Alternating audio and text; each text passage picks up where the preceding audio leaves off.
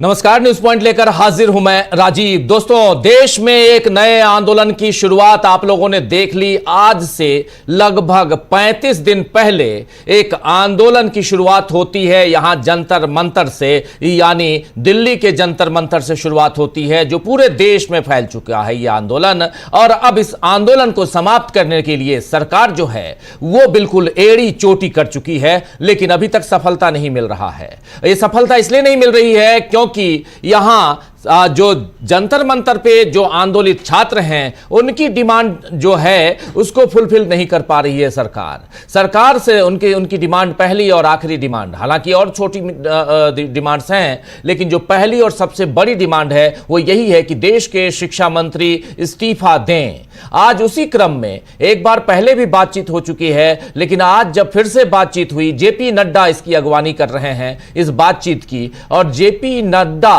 के पास आज जब पहुंचे कॉकरोच जनता पार्टी के दो नेता, देखिए आप स्क्रीन पर देख रहे होंगे, और दो लोग हैं, जेपी नड्डा हैं, जितेंद्र सिंह हैं, और दो इधर से पहुंचे सौरभ दास और राका यानी आशुतोष राका। इन दोनों के बीच जो बातचीत हुई है इसका विजुअल आप देख रहे हैं। इस विजुअल के जरिए आप समझ सकते हैं ये दोनों, जितेंद्र सिंह और जेपी नड्डा, ये दोनों, और इधर आशुतोष राका और सौरभ दास, दोनों यंगस्टर्स, और इनसे जो बातचीत हो रही है इनमें इन्होंने 3 मांगे रखी। 3 में से 2 मांग पर विचार, मोर और लेस विचार जो है वो सहमति बन चुकी है, लेकिन जो तीसरी, जो पहली डिमांड जो है वो महत्वपूर्ण है कि शिक्षा मंत्री इस्तीफा दें, और इस पर सरकार मान नहीं रही है, और इधर ये झुक नहीं रहे हैं, जो युवा हैं झुक नहीं रहे, सरकार मान नहीं रही है। इसके बाद, इस मीटिंग के बाद, लगभग 2 घंटे तक मीटिंग चलती है। इस मीटिंग के बाद निकल के जब आते हैं ये छात्र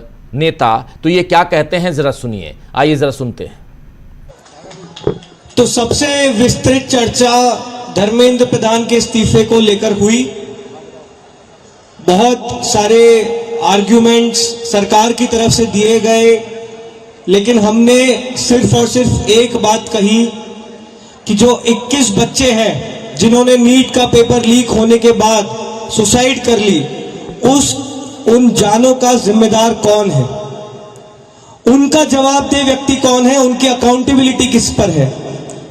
हमने बहुत साफ शब्दों में सरकार को बता दिया कि धर्मेंद्र प्रधान का इस्तीफा नॉन नेगोशिएबल है।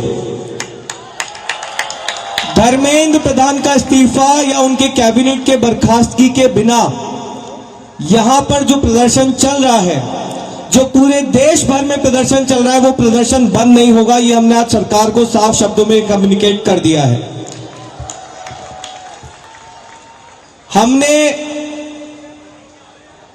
सरकार को यह भी बता दिया कि पूरे देश में इस समय भले ही हमारी शिक्षा को लेके अलग अलग डिमांड्स हो, भले ही शिक्षा सुधार को लेके हमारी 10 अलग डिमांड्स हो, लेकिन इस समय पूरे देश की एक सिंगल डिमांड है, धर्मेंद्र प्रधान का इस्तीफा।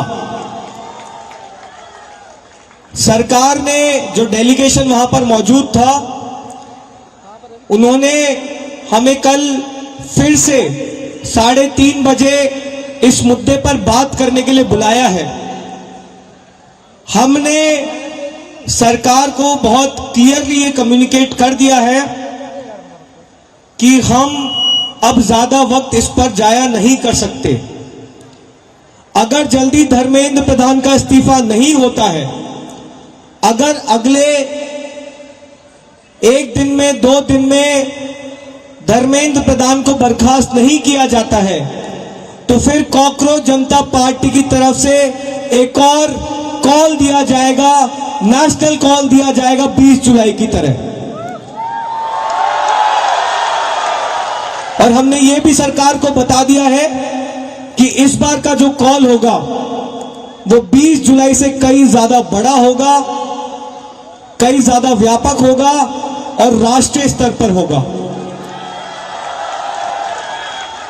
हमने सरकार को समझा दिया, हमें लगता है कि वो ऑलरेडी समझ रहे हैं, जिस तरह से इस देश भर में अभी प्रदर्शन चल रहे हैं, कि पूरे देश की सिर्फ और सिर्फ एक ही मांग है, धर्मेंद्र प्रधान का इस्तीफा। यही मैसेज हमने सरकार से रिक्वेस्ट की है कि मोदी जी को जाकर कम्युनिकेट कर दे कि मोदी जी, धर्मेंद्र प्रधान के इस्तीफे के नीचे इस बार कुछ भी मंजूर नहीं है। एग्री कर रहे हैं सब लोग? धर्मेंद्र प्रधान के इस्तीफे से नीचे कुछ मंजूर है किसी को? इस्तीफा लिए बिना यहां से जाएंगे तो नहीं आप लोग? एक बार थोड़ा सा और तेज बोलिए ताकि उन तक बात पहुंच जाए। इस्तीफा लिए बिना जाएंगे तो नहीं यहां से? बहुत बहुत धन्यवाद। हमें उम्मीद है कि अगली बार जब मीटिंग होगी तो हम धर्मेंद्र प्रधान के इस्तीफे के साथ वापस आएंगे। उम्मीद कायम रखिए, डटे रहिए। तो उम्मीद कायम रखिए और डटे रहिए। यहां पर इस्तीफा के नीचे कुछ भी नहीं। यहां पर साफ साफ हमने कह दिया कि हमारी डिमांड जो है वो इस्तीफे की है। इस्तीफा के से पहले पीछे, आगे पीछे कुछ नहीं। यहां पर आशुतोष रांका को अभी आप सुन रहे थे, सौरभ दास ने भी अपनी बात यहां पे रखी और उन्होंने भी कहा, सौरभ दास ने भी, कि हमने थोड़ा सा एक छोटी सी बानगी सौरभ दास की सुनते हैं और जेपी नड्डा को भी सुनेंगे कि इसके बाद क्या कुछ उन्होंने कहा है, क्योंकि सरकार का पक्ष, सत्ता का पक्ष, वो भी समझे कि उनका क्या कहना है। जरा इधर सौरभ दास को सुनते हैं। एक कि अब वार्तालाप होगी तो हमारे कंडीशंस के हिसाब से होगी, या तो जंतर मंतर में लोगों के सामने होगी या तो कोई न्यूट्रल एवेन्यू में होगा जैसे कि constitution club of India. And दूसरी बात, सरकार का मंशा होना चाहिए हमारी जो डिमांड्स है उसको एक्सेप्ट करने का, तब बात करे, टाइम वेस्ट ना करे किसी का भी, अपना भी हमारा भी। तो उसके बाद सरकार ने हमें कल रात को बोला कि आज 12:30 बजे हम लोग कॉन्स्टिट्यूशन क्लब ऑफ इंडिया में मिलेंगे, सेकेंड राउंड ऑफ डिस्कशन करना चाहेंगे। हमने एक्सेप्ट किया। आज मैं और आशुतोष जब गए, जेपी नड्डा जी के साथ डॉक्टर जितेंद्र सिंह जो डीओपीटी के भी मिनिस्टर है, पीएमओ के भी मिनिस्टर है, वो वहां पे मौजूद थे, साथ में उनके 1-2 ऑफिसर्स भी। हम लोगों ने बहुत साफ शब्दों में और राइटिंग में उनको बताया हमारे 3 मेन डिमांड्स। नंबर 1 क्या है? सुनाई नहीं दे रहा है? धर्मेंद्र प्रधान इस्तीफा दो। तो नंबर 1 डिमांड जो नॉन नेगोशिएबल है कि या तो धर्मेंद्र प्रधान इस्तीफा दे या तो उनको मंत्रिमंडल से बर्खास्त करे सरकार, नॉन नेगोशिएबल। नंबर 2, 1 करोड़ का मुआवजा सारे फैमिलीज के लिए जिनके बच्चे इस नीट के ब्रोकन करप्ट एजुकेशन सिस्टम के वजह से आत्महत्या करके मर गए, 1 करोड़ का मुआवजा। नंबर 3, जितने हमारे भाई बहन यहाँ पे पीसफुल तरीके से प्रोटेस्ट कर रहे थे एंड जिन्होंने ब्रुटैलिटी सहा पुलिस के वजह से एंड उनके ऊपर एफआईआर दर्ज हुआ, वो सारे एफआईआर विड्रॉ किए जाए। किसी के ऊपर एफआईआर नहीं होना चाहिए, अगर हुआ है तो वो सारे एफआईआर विड्रॉ हो एंड सरकार एक सॉवरेन गारंटी दे हमें लिखित में कि फ्यूचर में भी किसी को टारगेट नहीं किया जाएगा। साथ साथ हम लोगों ने यह भी उनको बताया कि जो चौथा चीज है हमारा 5 पॉइंट पॉलिसी डिमांड चार्टर जो यहां पे वैष्णवी ने बनाया, हम सब लोगों ने उसमें इनपुट्स दिए, वैष्णवी ने बनाया एंड हम लोगों ने सार्वजनिक किया, वो भी सरकार उसको कंसिडर करे एंड हम लोग उस पर भी बातचीत करेंगे, लेकिन जब ये 3 मेन डिमांड्स पे हमारी एग्रीमेंट हो जाएगी। साथ साथ एक और चीज हमने बताया, कल से दिल्ली पुलिस ने जो भी यंग युवा दिखता है उन लोगों को डिटेन कर रही है दिल्ली पुलिस पूरे दिल्ली से। आपको पता होगा कल रात को जैसे फॉर एग्जांपल निजामुद्दीन के साइड में 3 छोटे से बच्चे खाना ला रहे थे, उनको पुलिस ने डिटेन कर लिया, पुलिस स्टेशन में रखा। जब हम लोगों ने पुलिस से बात की ऐसा क्यों कर रहे हो, तब उनको छोड़ा लेकिन खाना वापस नहीं दिया। ऐसे बहुत सारे इंस्टेंसेस हो रहे हैं, शेम। तो ऐसे बहुत सारे इंस्टेंसेस हो रहे दिल्ली में। तो जब हमने बताया ये 2 मिनिस्टर्स को, उन्होंने बोला ऐसा तो कुछ नहीं हो रहा है। ठीक है, लेकिन हमने बोला हो रहा है, तो उन्होंने बोला कि अगर हो रहा है तो वो आश्वासन देते कि ऐसा आपसे नहीं होगा। अब जो धर्मेंद्र प्रधान का इस्तीफे का मामला है वो आशु बताएगा क्या हुआ, लेकिन उसके पहले ये बता देना चाह रहा हूं कि जो हमारे दूसरे और तीसरे डिमांड्स है, कॉम्पेंसेशन एंड एफआईआर का विड्रॉल और सॉवरेन गारंटी की ऐसा फ्यूचर में भी एफआईआर फाइल ना हो।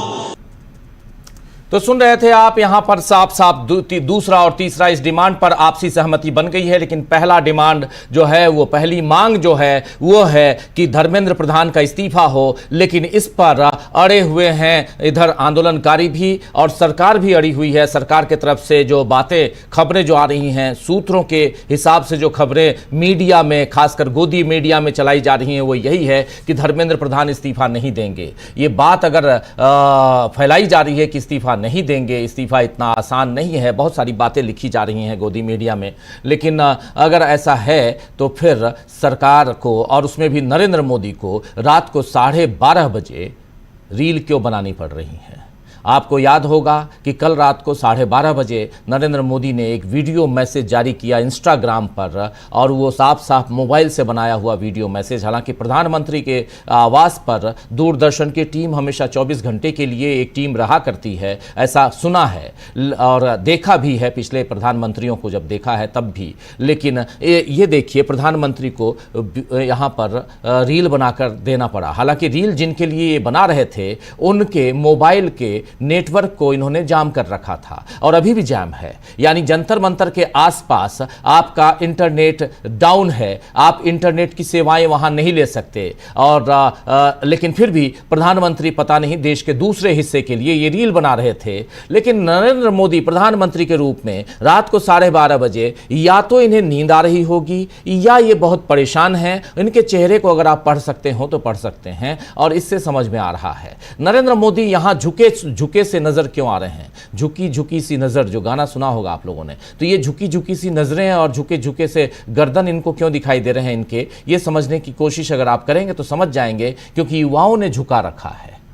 देश के प्रधानमंत्री हैं, पूरा सम्मान है, लेकिन देश में जो युवाओं के साथ जो किया गया है उसके लिए सम्मान थोड़ा कम हो जाता है, क्योंकि देश के युवाओं को जिस ढंग से पिटवाया गया है, सरकार ने जिस ढंग से पिटवाया है, वो सम्मान के लायक नहीं है। उसके लिए फिर जितनी भर्त्सना की जाए वो कम है, और यहाँ नरेंद्र मोदी झुके हुए नजर आते हैं। आखिर ये जो घटनाक्रम है और ये पिटवाने की जब बात है, तो आज राहुल गांधी ने आज किया ये कि राहुल गांधी ने एक प्रेस कॉन्फ्रेंस कर दी। राहुल गांधी के उस प्रेस कॉन्फ्रेंस से पहले जेपी नड्डा इस मीटिंग के बाद क्या कह रहे हैं, जरा उसको ले आइए। एक छोटी सी बानगी जेपी नड्डा की सुनिए।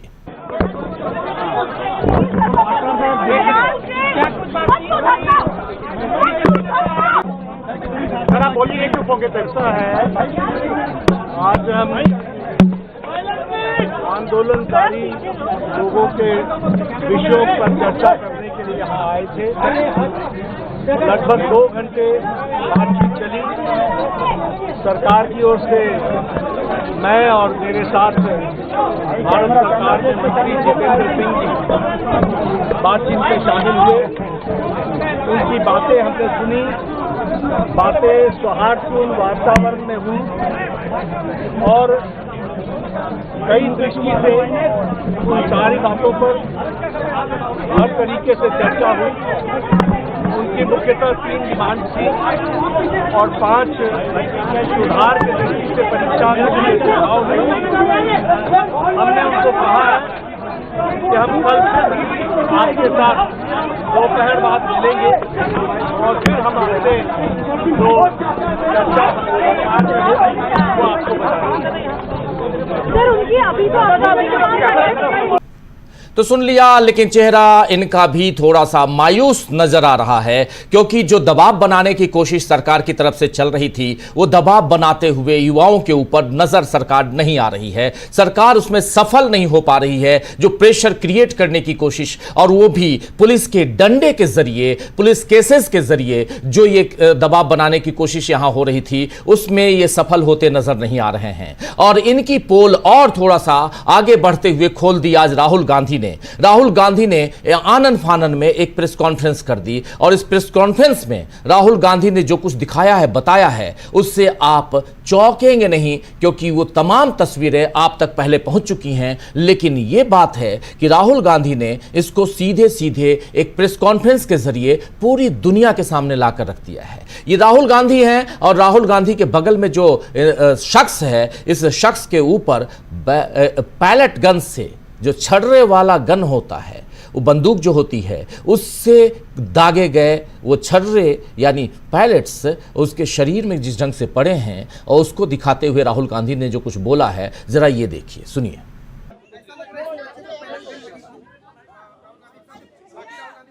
नहीं, देखिए, आप बोल रहे हो कि पैलेट गन लगी है, मगर मैं ये समझाना चाहता हूं पैलेट गन कब लगी है। पैलेट गन तब लगी है जब मेरे भाई हिंदुस्तान का तिरंगा लिए ऐसे पीसफुल प्रोटेस्ट कर रहे थे। सरकार ने कहा है कि कोई पैलेट गन यूज नहीं हुई है, कहा है ना। ये देखिए, ये है पैलेट गन, थोड़ा घूम जाओ, इसको कहते हैं पैलेट गन, इसको कहते हैं पैलेट गन।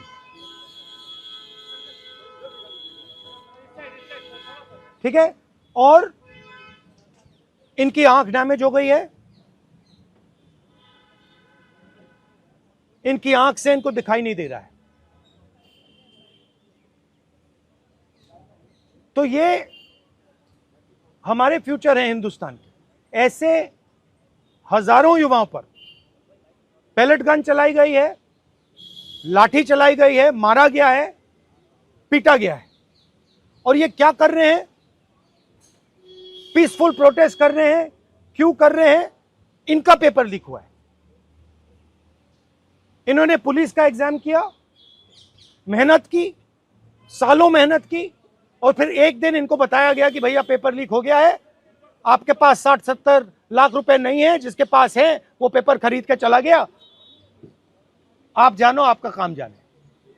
और ये लाखों लोगों के साथ हुआ है। इनके माता पिता ने मेहनत के पैसे से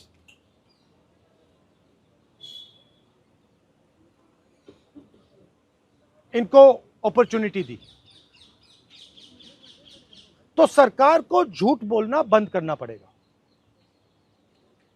सरकार ने हमारे फ्यूचर पर आक्रमण किया है, और फ्यूचर क्या कह रहा है? फ्यूचर सिर्फ 3 चीजें कह रहा है। पहली बात, जो एजुकेशन मिनिस्टर है, जिसके कारण यह हुआ है, जिसके कारण ये बाहर निकले हैं, पीसफुल प्रोटेस्ट की है, जिसके कारण पेपर लीक हो रहा है, उसको सैक किया जाए। दूसरी मांग कि ये जो हमारे फ्यूचर पे गोली चलाए हैं, लाठी मारे हैं, उन पर कार्रवाई होनी चाहिए। और तीसरी मांग कि नरेंद्र मोदी जी, जो पूरे सिस्टम के ऑपरेटर हैं, वो ऐसे जैसे हजारों युवाओं से माफी मांगे।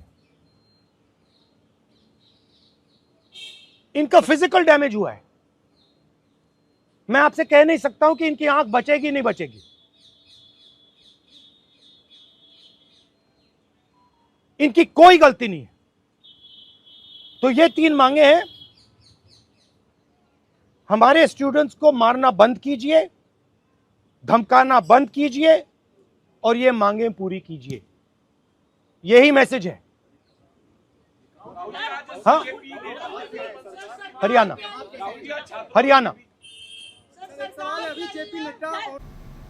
तो आप सुन रहे थे, यहाँ पे हरियाणा के हैं ये, इनसे पूछा जा रहा है और इनके साथ जो हुआ इसकी बानगी लाते हुए, यानी साफ साफ यहाँ दिखाते हुए, प्रूफ रखते हुए कि कैसे पैलेट गन, ये हाथ में तिरंगा लिए हुए थे और पैलेट गन जब चलाया गया है तो पूरे हाथ पे और किनारे, बाजू के किनारे ये जो लगा है पैलेट गन जो लगी है वो उसमें वो ये दिखा रहे हैं, राहुल गांधी दिखा रहे हैं खुद इनके टी शर्ट को उठाकर। ये राहुल गांधी यहां पर बताने की कोशिश कर रहे हैं कि कैसे यहां इसके साथ नाइंसाफी हुई है और ये 20 तारीख की घटना है, कैसे युवाओं के भविष्य को कुचला जा रहा है, उनके भविष्य का दमन किया जा रहा है। ये सब कुछ यहां बताने की कोशिश राहुल गांधी इस प्रेस कॉन्फ्रेंस के जरिए, और आज पूरा का पूरा आज का दिन जो है ये गहमा गहमी भरा दिन रहा। लेकिन इसके साथ साथ देश के दूसरे हिस्से में भी, दूसरे हिस्से से जो तस्वीरें आ रही हैं वो तस्वीरें भी शायद सरकार के लिए डरावनी तस्वीरें हो सकती हैं। कोलकाता में जो कुछ आज हुआ है जरा वो भी देखिए, ये कोलकाता की तस्वीर है। कोलकाता में देखिए क्या चल रहा है, जरा फुल स्क्रीन ले आइए कोलकाता की तस्वीरें। और यहां भी इसी पूरे घटनाक्रम में जंतर मंतर पे जो हो रहा है, आज कोलकाता में पूरा का पूरा ये रैली निकाली गई और इस रैली में भी हजारों की संख्या में लोग इकट्ठा हुए और यहां भी जो इस्तीफे की बात है, यानी शिक्षा मंत्री इस्तीफा दें, उसके लिए ये रैली निकाली गई। जरा साउंड के साथ ले आइए इसको पूरा देखते हैं।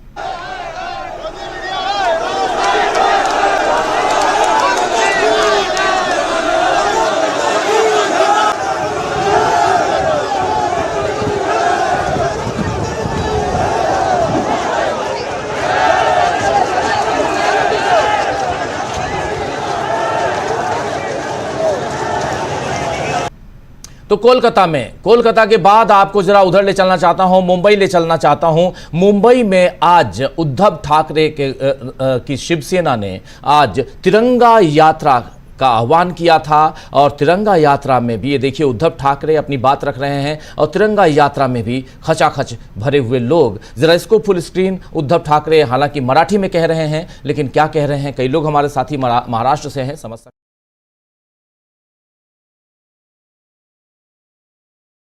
ने साफ साफ धर्मेंद्र प्रधान के इस्तीफे की बात की, युवाओं के साथ सॉलिडरिटी दिखाते हुए उनके साथ कंधे से कंधा मिलाकर आगे बढ़ने की बात उनके लिए कस्में खाते हुए नजर आए। जरा सुनिए। या गर्दीचं एक वैशिष्ट्य आहे, अनेक जण सांगतात की इकडे आपल्या ओळखीचं कोणी नाहीये आणि नेमकी हीच गोष्ट महत्वाची आहे की आपण सर्व भारतीय आहोत, आपण सर्व हिंदुस्थानी आहोत। आपल्याला आपली ओळख विसरून भीती दाखवून जे राज्य करत होते आतापर्यंत, त्यांनी हे दृश्य पाहण्यासारखं आहे। मला अनेक जणांनी विचारलं आप कुछ बात करना चाहेंगे? मैंने कहा मैं नहीं कुछ बात करना चाहता, लेकिन ये जन की बात है, ये अब दिल्ली वालों को सुनना होगा। मी तमाम देशभक्तांना सांगतोय की दिल्लीमध्ये या पद्धतीने बेछूट पद्धतीने विद्यार्थ्यांवरती लाठी हल्ला झाला, अश्रुधूर वापरला गेला, ठीक आहे, सरकारला इशारा देतोय तुमच्या हातात बंदुका असतील, तुमच्या हातात लाठ्या असतील, पण आमच्या हातामध्ये हा तिरंगा आहे, या तिरंग्याशी लढत देण्याची आजपर्यंत कोणाची हिंमत झालेली नाहीये। या तुम्ही लाठ्या घेऊन या, बंदुका घेऊन या, आम्ही तिरंगा घेऊन तुमच्या समोर आहोत, बघू तिरंगा जिंकतो।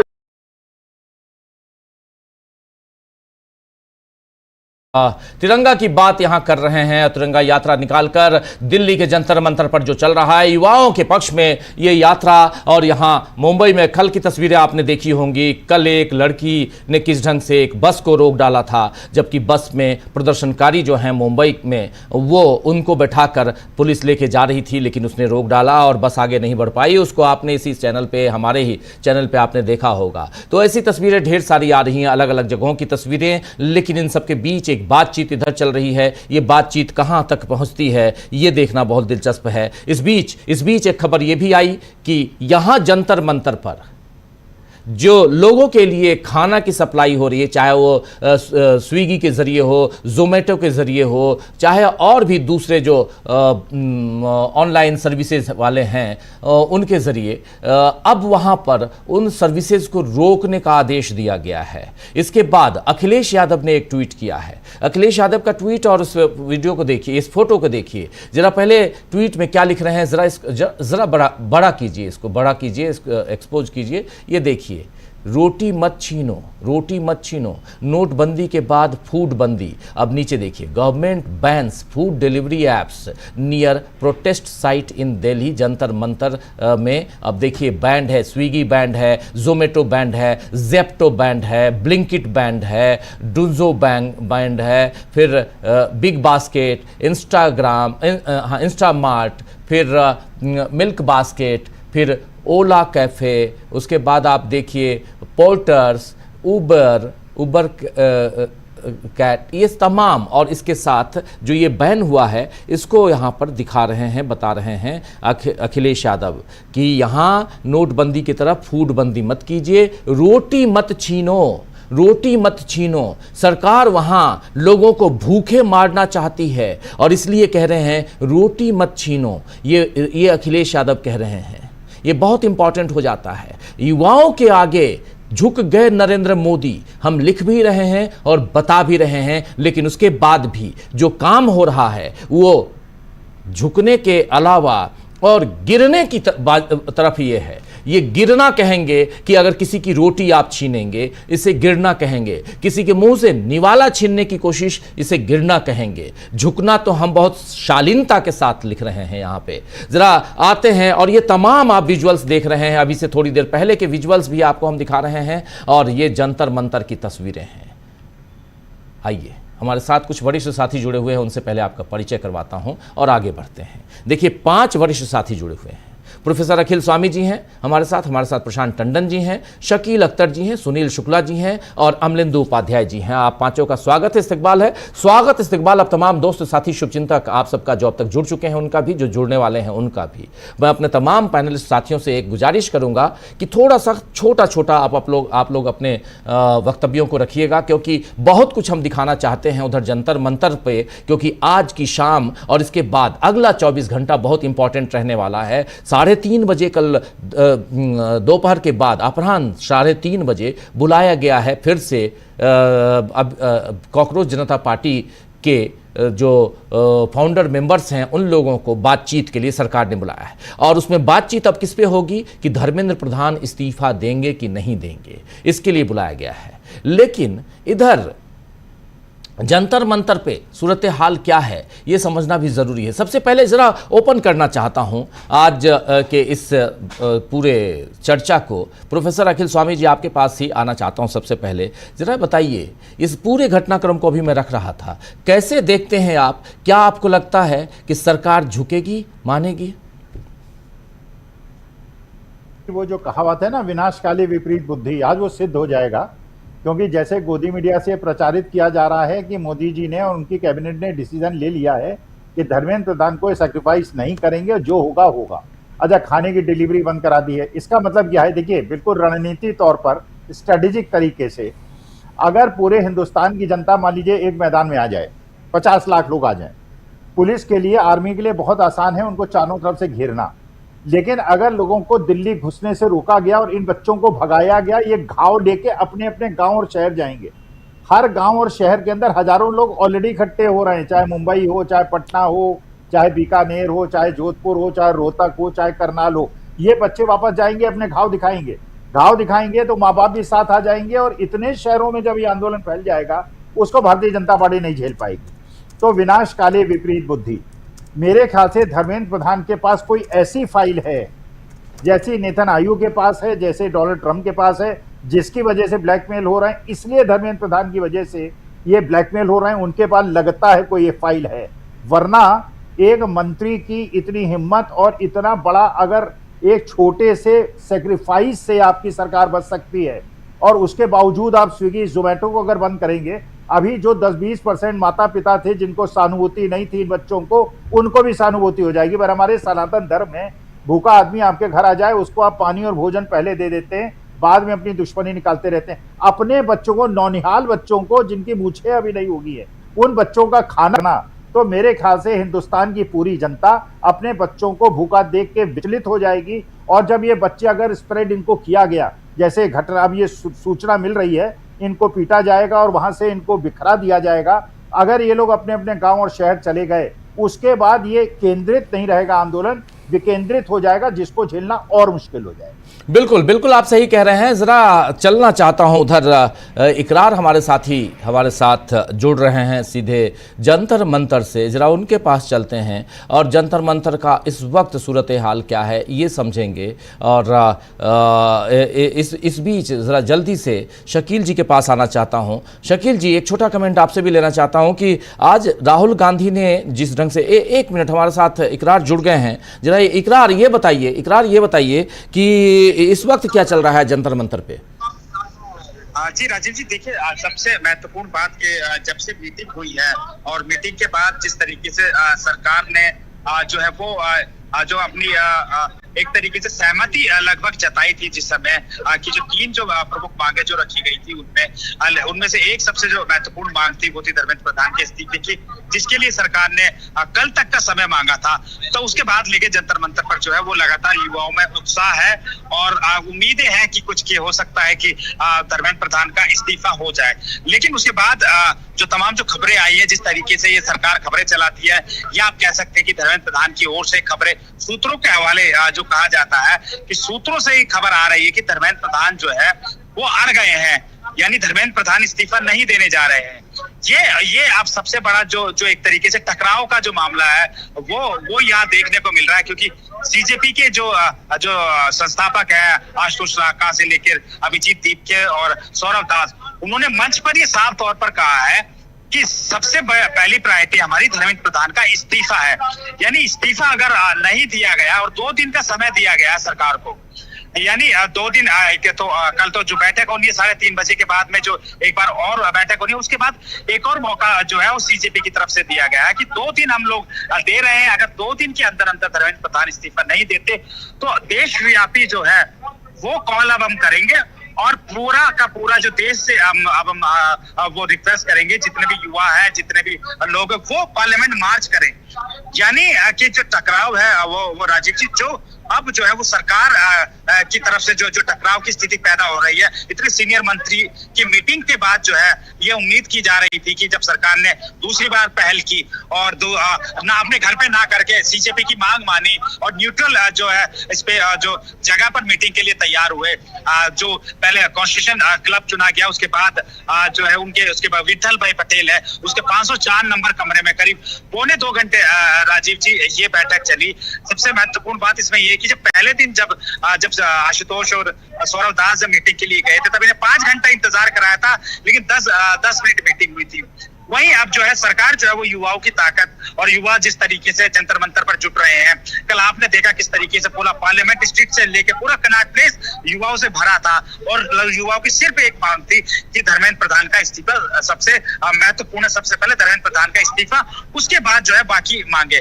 तो सरकार ने ये कोशिश की, कुछ नेगोशिएट करने की कोशिश की गई थी, जैसा मैं मीटिंग में पता चला कि धर्मेंद्र प्रधान के इस्तीफे के अलावा क्या कोई और चांसेस है, क्योंकि बाकी की जो आप लोगों की जो 2 मांगे हैं, जिस तरह से जो 20 जुलाई को जो छात्रों के ऊपर जो अत्याचार किया था, उसके बाद जो 11 से 12 एफआईआर दर्ज की गई है, उनको लेकर बातचीत हुई। उन्होंने कहा किसी छात्र पर कोई मुकदमा दर्ज नहीं किया जाएगा, जो भी अगर मुकदमा दर्ज भी हो गया हो तो उसको वापस ले लिया जाएगा। ये आश्वासन कल सोनम वांगचुक को जब उनकी भूख हड़ताल खत्म कराई तब भी दिया गया था जेपी नड्डा द्वारा, और आज भी उन्होंने मीटिंग में दिया। दूसरा जो छात्र, जिन छात्रों की जो सुसाइड किया, उन छात्रों में उन्हें मुआवजे की जो बात है उस पर भी सरकार ने सहमति दे दी है कि आप जैसा कहेंगे हम कर लेंगे। लेकिन जो सबसे महत्वपूर्ण जो तीसरी मांग है उस पर जो है ये बैठक चलती रही, लेकिन इस बार छात्र नेता कहेंगे सीजेपी के जो लोग गए थे, कोर कमेटी के जो लोग जिनको कहते हैं वो गए थे, वो इस बार जो है वो बिल्कुल उन्होंने कहा कि सबसे पहली प्रायोरिटी अगर हमसे बात करनी है तो धर्मेंद्र प्रधान का इस्तीफा होना चाहिए, उससे कम हमें कुछ भी मंजूर नहीं है। ठीक ऐसा ही जब सौरभ दास और जो आशुतोष राका ने जब यहाँ मंच से लोगों को इस बात की जानकारी दी, तो लोगों ने सबसे पहले ये कहा कि सबसे पहले धर्मेंद्र प्रधान का इस्तीफा होगा, उसके बाद कोई बात आगे बढ़ेगी। यानी राजीव जी, अब ये जो बात है वो सबसे बड़ी जो है वो धर्मेंद्र प्रधान के इस्तीफे पर लगातार जो है वो है। उसके साथ साथ एक और जो सीजेपी ने बड़ा ऐलान किया है कि अभी सिर्फ हम धर्मेंद्र प्रधान के इस्तीफे पर अड़े हैं, अगर उनका इस्तीफा नहीं हुआ तो फिर हम प्रधानमंत्री का इस्तीफा मांगेंगे। ये पहली बार मन से कहा गया है, और जिस तरीके से कहा गया है उससे अंदाजा लगाया जा सकता है कि जो छात्र हैं वो किस तरीके से रोष में। उन्होंने कहा कि धर्मेंद्र प्रधान का इस्तीफा अगर नहीं हुआ 2 से 3 दिन के अंदर अंदर तो फिर हम प्रधानमंत्री का इस्तीफा मांगेंगे और उनका इस्तीफा लेकर ही हम रहेंगे। जी राजीव। बिल्कुल, उनका यानी प्रधानमंत्री का इस्तीफा मांगेंगे और उनका इस्तीफा लेकर ही हम यहां से आगे बढ़ेंगे। यानी या तो मंत्री इस्तीफा दें या प्रधानमंत्री अपने इस्तीफे के लिए तैयार रहें। शकील जी, ये एक बड़ा इंपॉर्टेंट मामला यहां पे आ जाता है, जो अभी यहां इकरार पूरी रिपोर्ट बता रहे थे कि यहां से अगला जो 2-3 दिन है बहुत इंपॉर्टेंट है। और अगले 2-3 दिनों में देखिए, एक सबसे बड़ी चीज है इस आंदोलनकारियों के सामने कि आज वीकेंड की आज से शुरुआत हो रही है। आज फ्राइडे इवनिंग, कल सैटरडे पूरा दिन, संडे यानी शनिवार और रविवार पूरा का पूरा दिन।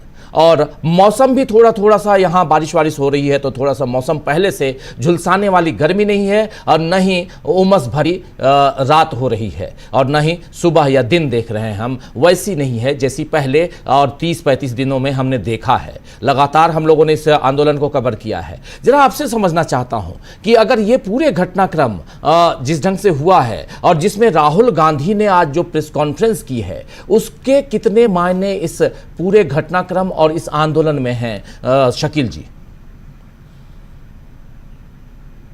राहुल गांधी ने परसों की अपनी प्रेस कॉन्फ्रेंस में पूरी दुनिया को यह दिखा दिया था कि किस तरह से छात्रों के ऊपर जुल्म हुए हैं।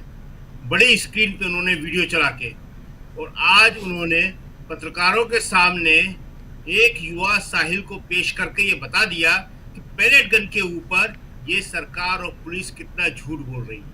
राहुल गांधी के शब्द थे, झूठ बोलना बंद करो।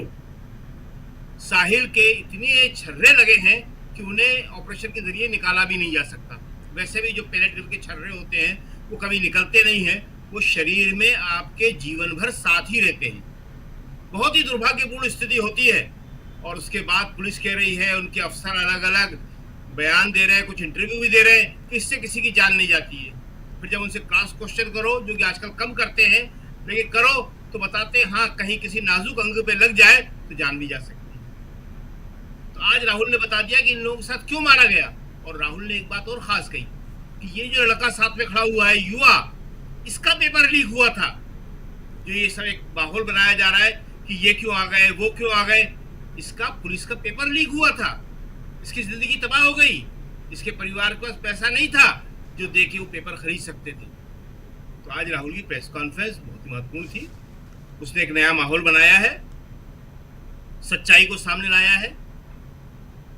और इससे पहले कांग्रेस ने इस आंदोलन को और तेज करने के लिए, पूरा देशव्यापी बनाने के लिए एक कॉल दी है। कल शाम को पूरे देश में ब्लॉक स्तर पे कांग्रेस के कार्यकर्ता जनता और छात्रों के साथ मिलके मायने रखता है ये कॉल, ये डिमांड।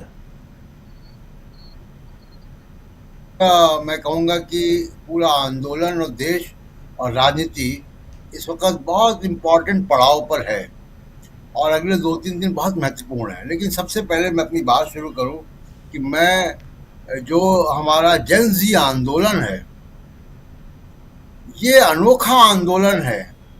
ये दुनिया में अपनी तरीके का अकेला आंदोलन है। मैंने अपनी लाइफ में इतना क्रिएटिव आंदोलन नहीं देखा, ऐसा जज्बा नहीं देखा कि जो बच्चे पिटे हैं और क्या क्या रील्स बना रहे हैं, क्या क्या उनके पोस्टर्स हैं तमाम। चाहे आप ऑक्यूपाई वॉल स्ट्रीट देख लें, चाहे तहरीर स्क्वायर देख लें, चाहे भारत में तमाम जो आंदोलन हुए उनको देख लें, ये जन जी जी जी तो मैं बात कर रहा था कि जो जनजी आंदोलन जंतर मंतर हम देख रहे हैं वो ऐतिहासिक है, इतना क्रिएटिव, और पूरी दुनिया में इनको बहुत मोहब्बत, बहुत अफेक्शन, बहुत प्यार मिल रहा है पूरी दुनिया में। उनकी पूरे जो इंस्टाग्राम, फेसबुक, इंटरनेट में वो छाए हुए हैं उनका कंटेंट। तो उनको तो बहुत मेरी तरफ से शुभकामनाएं और बहुत प्यार उनको, जो ये बना रहे हैं इतने कष्टों के बाद भी ऐसा क्रिएटिव एलिमेंट। अब जो मुख्य मुद्दे पर मैं आता हूँ, 2 मुद्दों पर बात करूंगा, उसके बाद मैं अगले राउंड में बात करूंगा। एक, जो राहुल गांधी ने पैलेट गन की बात की है, जो विक्टिम को दिखाया, उनका नाम है साहिल लोछब। तो साहिल लोछब को जो पैलेट गन लगा, छर्रे लगे हैं, अभी शकील जी ने बताया इस बात को। United nation human right commission, जिसका भारत भी मेंबर है, वो इसको प्रतिबंधित मानता है। उसने तमाम सरकारों को लिख चुका है यूनाइटेड नेशंस कि इसको बैन कीजिए आप, और उसके बाद भी ये चली है। चाहे वो दिल्ली पुलिस जितना भी वो करे, वो एविडेंस राहुल गांधी ने दिखा दिया। पहली बात। दूसरी, क्यों कहता है यूएन यूनाइटेड नेशंस के इसको बैन करो? परमानेंट नुकसान होता है, इरिवर्सिबल। वो टिश्यूज को डैमेज करता, आंखों की रोशनी नहीं लौटती है मेजॉरिटी ऑफ केसेस में। साहिल लोछब के बहुत किस्मत वाले होंगे कि इनकी आंखों की रोशनी बच जाए, एक आंख की। तो इसलिए बहुत, और राहुल गांधी ने जो मुद्दा उठाया है वो अंतर्राष्ट्रीय स्तर पे वो जाएगा, क्योंकि ये यूनाइटेड नेशंस का मामला है। आपको याद होगा कश्मीर में जब ये चला था पहली बार पैलेट गन्स, तो बहुत पूरी दुनिया में इसको लेकर जो है वो हंगामा मचा था। अब मैं बात करता हूँ धर्मेंद्र प्रधान की। देखिए, धर्मेंद्र प्रधान को लेकर मोदी मीडिया में जो भी बताया जाए, सरकार बहुत दबाव में है। रात के 12 बजे प्रधानमंत्री का एक बहुत खराब प्रेजेंटेशन वाला वीडियो आया। आपने भी बताया कि प्रधानमंत्री निवास में, हम सब जानते हैं प्रधानमंत्री निवास पे परमानेंट दूरदर्शन की एक इक्विपमेंट है, वहाँ पे केवल कैमरा पर्सन बुलाया जाता है, सुनील जी भी जानते होंगे। तो लेकिन उसके बाद भी मोबाइल पर रिकॉर्ड किया गया, वो भी वजह रही होगी, मुझे नहीं मालूम। लेकिन अब धर्मेंद्र प्रधान के इस्तीफे पर बहुत गंभीरता से विचार हो रहा है। सरकार ने लगभग मन बना लिया है उनका इस्तीफा लेने का या उनको हटाने का। केवल तैयारी इस बात की हो रही कि सरकार का कम्युनिकेशन क्या हो, पॉलिटिकल डिसएडवांटेज क्यों ना हो। और उनकी चिंता सीजेपी से ज़्यादा अपोजिशन पार्टीज की है, राहुल गांधी की है, क्योंकि पॉलिटिकल एडवांटेज उनको मिलेगा। और धर्मेंद्र प्रधान भी इस बात को जानते हैं, उनको भी महसूस हो रहा था। अभी उन्होंने, आप देखिए कि कल उनके, आप ट्विटर हैंडल पर जाइएगा तो उन्होंने उड़ीसा के सभी एमपीज के साथ एक बैठक की है। वो बेसिकली फोटो खिंचवाई है कि हमारे साथ इतने लोग हैं। तो और धर्मेंद्र प्रधान का रोल हम सब जानते हैं राजीव जी। जब उत्तर प्रदेश में बीजेपी की सीटें बहुत कम आई, तो धर्मेंद्र प्रधान की वजह से उड़ीसा में 17 सीटें लेकर आई बीजेपी, और प्रधानमंत्री नरेंद्र मोदी प्रधानमंत्री बन पाए। वरना वो टीडीपी और जेडीयू और चिराग पासवान की पार्टी को लेने के बाद भी नंबर नहीं आते अगर उड़ीसा में ये परफॉर्मेंस नहीं आती। तो धर्मेंद्र प्रधान का रोल बड़ा इंपॉर्टेंट है उन मोदी जी के लिए। लेकिन जो मेरी जानकारी है कि धर्मेंद्र प्रधान के मामले पर सरकार ने तय कर लिया है कि उनका इस्तीफा लिया जाएगा, उनका रिप्लेसमेंट ढूंढा जा रहा है। और सबसे बड़ी बात कि वो तय किया जा रहा है कि कम्युनिकेशन कैसे किया जाए कि सरकार की हार न लगे, उनको कारण क्या बताया जाए, पॉलिटिकल पार्टियां इसका एडवांटेज ना उठा पाए। और मुझे लगता है कि संडे तक ये हो जाएगा। जी अजीत जी, बिल्कुल बिल्कुल। जरा जल्दी से आना चाहता हूं शकील जी, फिर उधर जंतर मंतर भी चलेंगे, जंतर मंतर का सूरत हाल समझेंगे। शकील जी नहीं, माफी चाहूंगा, सुनील शुक्ला जी, फिर शकील जी आप लोगों के पास, आपके पास दोबारा आऊंगा मैं। सुनील शुक्ला जी, जरा आपसे समझूं कि यहाँ जंतर मंतर का अगर उसकी बात की जाए तो क्या आपको लगता है कि अब यहाँ से सरकार के लिए नरेंद्र मोदी झुकते हुए, कल वीडियो तो बनाते हैं, लेकिन यहाँ से उनके लिए अब और झुकना जो है वो बहुत ज़रूरी हो जाएगा? और क्या आपको लगता है कि नरेंद्र मोदी के सामने एक सबसे बड़ी समस्या है कि आखिर करें तो क्या करें? क्या इस्तीफा लें या न लें? लेते हैं तब क्या होगा, नहीं लेते हैं तब क्या होगा? सुनील शुक्ला जी। धन्यवाद राजीव जी। जंतर मंतर में जो राजनीतिक स्थितियां बनी है, भारत सरकार के सामने कोई विकल्प नहीं है इस्तीफे के अलावा। लोग अब में बात करने लगे हैं कि शिक्षा मंत्री के इस्तीफे से बात नहीं बनेगी, प्रधानमंत्री को इस्तीफा देना होगा। लेकिन शिक्षा मंत्री की इस्तीफा अगर सरकार नहीं देती है, जितना इसको विलंब करेगी उसको राजनीतिक नुकसान होगा। मेरा अपना मानना यह है, मैं जंतर मंतर जा करके मैंने महसूस किया है कि जो विद्यार्थी वहाँ इकट्ठे हैं वो वहाँ से जाने वाले नहीं है। वो लाई गई भीड़ नहीं है, बुलाई गई भीड़ नहीं है, स्वतः आने वाली भीड़ है। अगर सरकार ये सोचती है कि वह कांग्रेस जनता पार्टी के लोगों से बातचीत करके और कुछ उनकी बातें मान करके इस आंदोलन को समाप्त करा लेगी, ये संभव नहीं है, ये होने वाला नहीं है। मेरा अपना ये मानना है कि अगर शिक्षा मंत्री इस्तीफा देते हैं तभी वो गले की हड्डी है। लोग ये पॉलिटिकल नैरेटिव जबरदस्त बनेगा कि सरकार ने अपनी गलती स्वीकार कर ली और ये सरकार से बड़ी चूक हुई है, उसके असर पे गलती हुई है और सरकार ने इसको छिपाने का प्रयास किया, जिसके कारण से लोगों को आंदोलन करना पड़ा। और अगर वो इस्तीफा नहीं लेती है तब भी ये जन भावनाओं की उपेक्षा करने का आरोप लगेगा और ये राजनीतिक माहौल पूरे देश भर में बनता चला जाएगा, जो अभी भी बना हुआ है। इस देश का कोई भी महत्वपूर्ण जिला ऐसा नहीं है जहां प्रदर्शन नहीं हुआ है। और ऐसा नहीं है कि प्रदर्शन कांग्रेस जनता पार्टी की वजह से हो रही है। कटिहार में कांग्रेस जनता पार्टी नहीं है, बेगूसराय में कांग्रेस जनता पार्टी नहीं है, इलाहाबाद में कांग्रेस जनता पार्टी नहीं है, तेलंगाना में कांग्रेस जनता पार्टी नहीं है। लोग सड़कों पर हैं और यह उन अभिभावकों के बच्चे हैं जो अभिभावक पिछले 10-12 सालों से सरकार के आश्वासन को सुनते रहे हैं और एक अच्छे भविष्य का वो सपना बुन रहे थे जी। तो अगर सरकार अगर चाहे कि इस निर्णय को टाल दी जाएगी या लंबा खींच करके इस आंदोलन को समाप्त कर देगी, तो यह उसकी भूल है। यह आंदोलन खत्म होने वाला नहीं है अपने लक्ष्य को पाए बगैर, और इससे ढेर सारे लक्ष्य हासिल भी कर लिए। सबसे बड़ा लक्ष्य हासिल कर लिया कि इस आंदोलन ने पूरे देश भर में सरकार के खिलाफ एक जन विरोधी माहौल बना दिया। लोग सड़कों पर निकल करके सरकार के खिलाफ बोलने लगे, प्रधानमंत्री को सीधे सीधे आलोचना करने लगे। प्रधानमंत्री सीधे सीधे टारगेट में है और यह युवाओं का एक बहुत बड़ा वर्ग है। तो अब जिस तरह का राजनीतिक माहौल वहाँ जंतर मंतर पर है, उस राजनीतिक माहौल का केवल अभी तत्काल उसका परिणाम केवल इनको निर्णय लेना चाहिए कि शिक्षा मंत्री इस्तीफा दें। शिक्षा मंत्री के इस्तीफा के नीचे कोई बात विद्यार्थी स्वीकार नहीं करेंगे और आप जितनी देर को आप बदनाम करने की कोशिश करेंगे, तरह तरह के आरोप लगाएंगे, इनको जो एक पॉलिटिकल नैरेटिव बीजेपी बनाती है वो बनाने का प्रयास करेगी, उससे उसका राजनीतिक नुकसान होता चला जाएगा। इसलिए मेरा अपना मानना यह है कि दोनों से अगर इस्तीफा होता है, हालांकि मेरा अपना मानना है कि इस्तीफा नहीं होगा, हमारे तमाम साथी कह रहे हैं कि इस्तीफा हो जाएगा। भारतीय जनता पार्टी किसी कीमत पर इस्तीफा नहीं होने देगी। उसको लगेगा कि क्योंकि इस सरकार के काम करने का तरीका यही है, ये कहती है कि इस्तीफा का मतलब अपनी गलती को स्वीकार करना, और जो एक तरह का वातावरण बना रखा है सरकार ने कि सरकार में न तो कोई गलती होती है और न गलती को स्वीकार किया जाता है।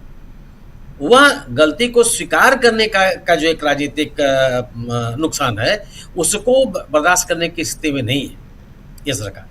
हो सकता है बावजूद इसके है कि जन दबाव बहुत है। न देश में भी प्रशांत जी ने कहा, दुनिया के तमाम देशों में प्रदर्शन हो रहा है। ऑस्ट्रेलिया में है, इंग्लैंड में है, यूएस में है, कनाडा में है, वहाँ लोग निकल करके प्रदर्शन कर रहे हैं।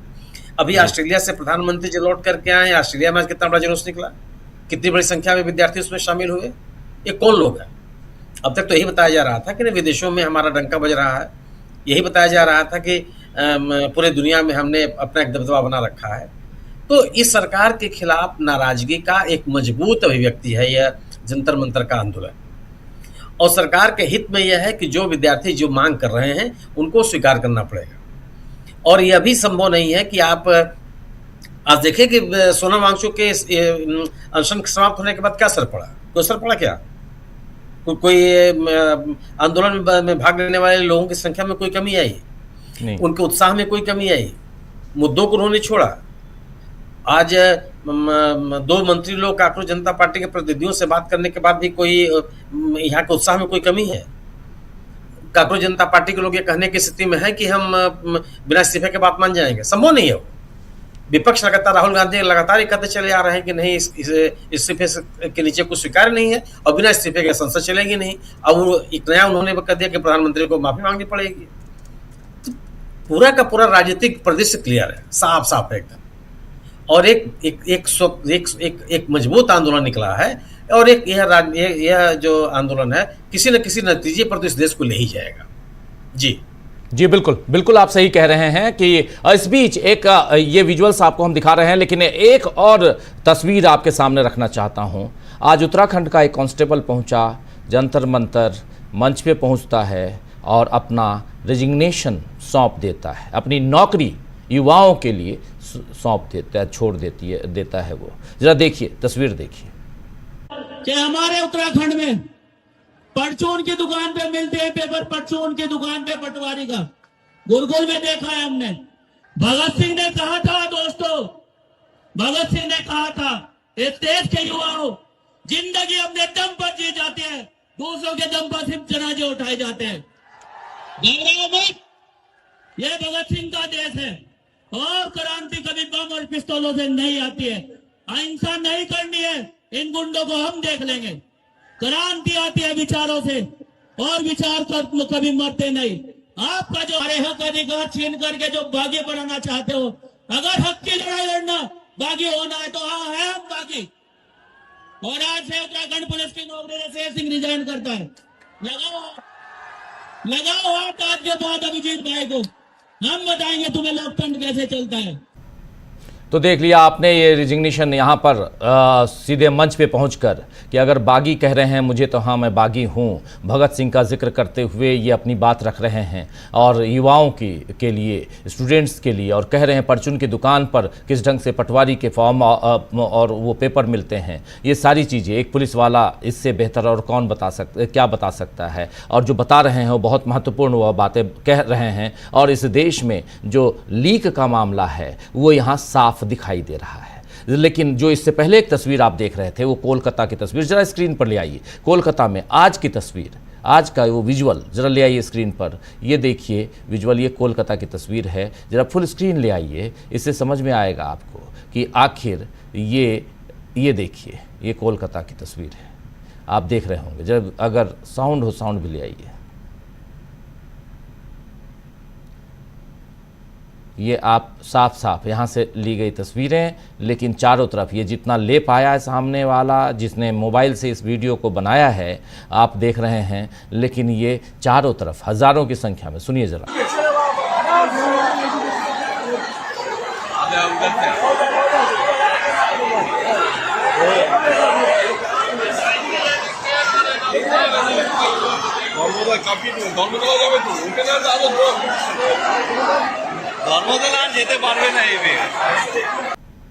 तो सुन रहे थे आप। इस बीच दिल्ली पुलिस ने कहा है कि ये जो प्रदर्शन है, इस प्रदर्शन के पीछे, और कई गोदी मीडिया के लोग भी कह रहे हैं, जो विरोध प्रदर्शन चल रहा है उसके पीछे विदेशी फंडिंग है।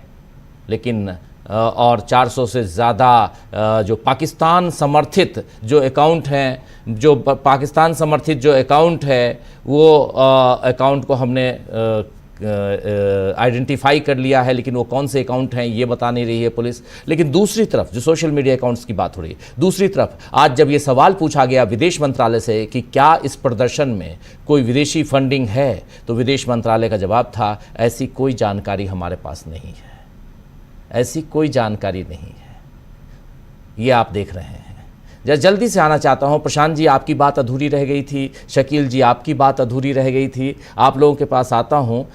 लेकिन बात थोड़ी सी जल्दी से पूरी कर लेते हैं अमलेंदु जी से। अमलेंदु जी, 2-3 चीज़ें बहुत महत्वपूर्ण यहाँ पे है। देखिए, एक कोलकाता की हमने तस्वीर दिखाई, आज की तस्वीर कोलकाता में सरकार, सत्ता परिवर्तन, सरकार ने न सिर्फ वहाँ सरकार में आई बीजेपी, न सिर्फ सत्ता परिवर्तन हुआ बल्कि वहाँ विपक्ष परिवर्तन भी हो गया। विपक्ष को भी अपना बना लिया। विपक्ष में भी जो टीएमसी है उसको तोड़कर अपनी तरफ ले आए और 75% टीएमसी के लोग इधर चले गए। और भले वो पार्टी के रूप में अलग रहें, लेकिन वो सत्ता के पक्षकार ही हैं। तो ये इधर भी रहेंगे, उधर भी रहेंगे। ये तस्वीरें देखिए, ये मुंबई शिवाजी पार्क की आज की तस्वीर, शिवाजी पार्क आज की तस्वीर देखिए, ये मुंबई की। ये पूरे देश में चारों तरफ युवाओं का, सड़कें आबाद हैं, सड़कें जो हैं वो आबाद हैं अमलेंदु जी, ये साफ दिखाई दे रहा है। और रिजिग्नेशन, एक कांस्टेबल ही सही, लेकिन इन शिक्षा पद्धति के खिलाफ जो आज और इन स्टूडेंट्स के पक्ष में आज रिजाइन करना एक मंच पे आके छोटी बात नहीं हो सकती है। ये तस्वीरें क्या बोलती हैं, क्या बताती हैं?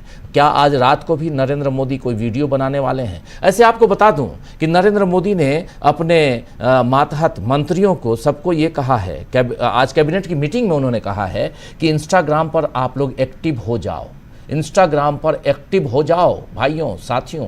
पहली बात। दूसरी बात, अपनी ऑडियंस से कनेक्ट करो, उनके कांटेक्ट में रहो, कनेक्ट करो अपने ऑडियंस से। ये दो बातें आज नरेंद्र मोदी ने कही हैं। क्या है ये अमलेंदु जी?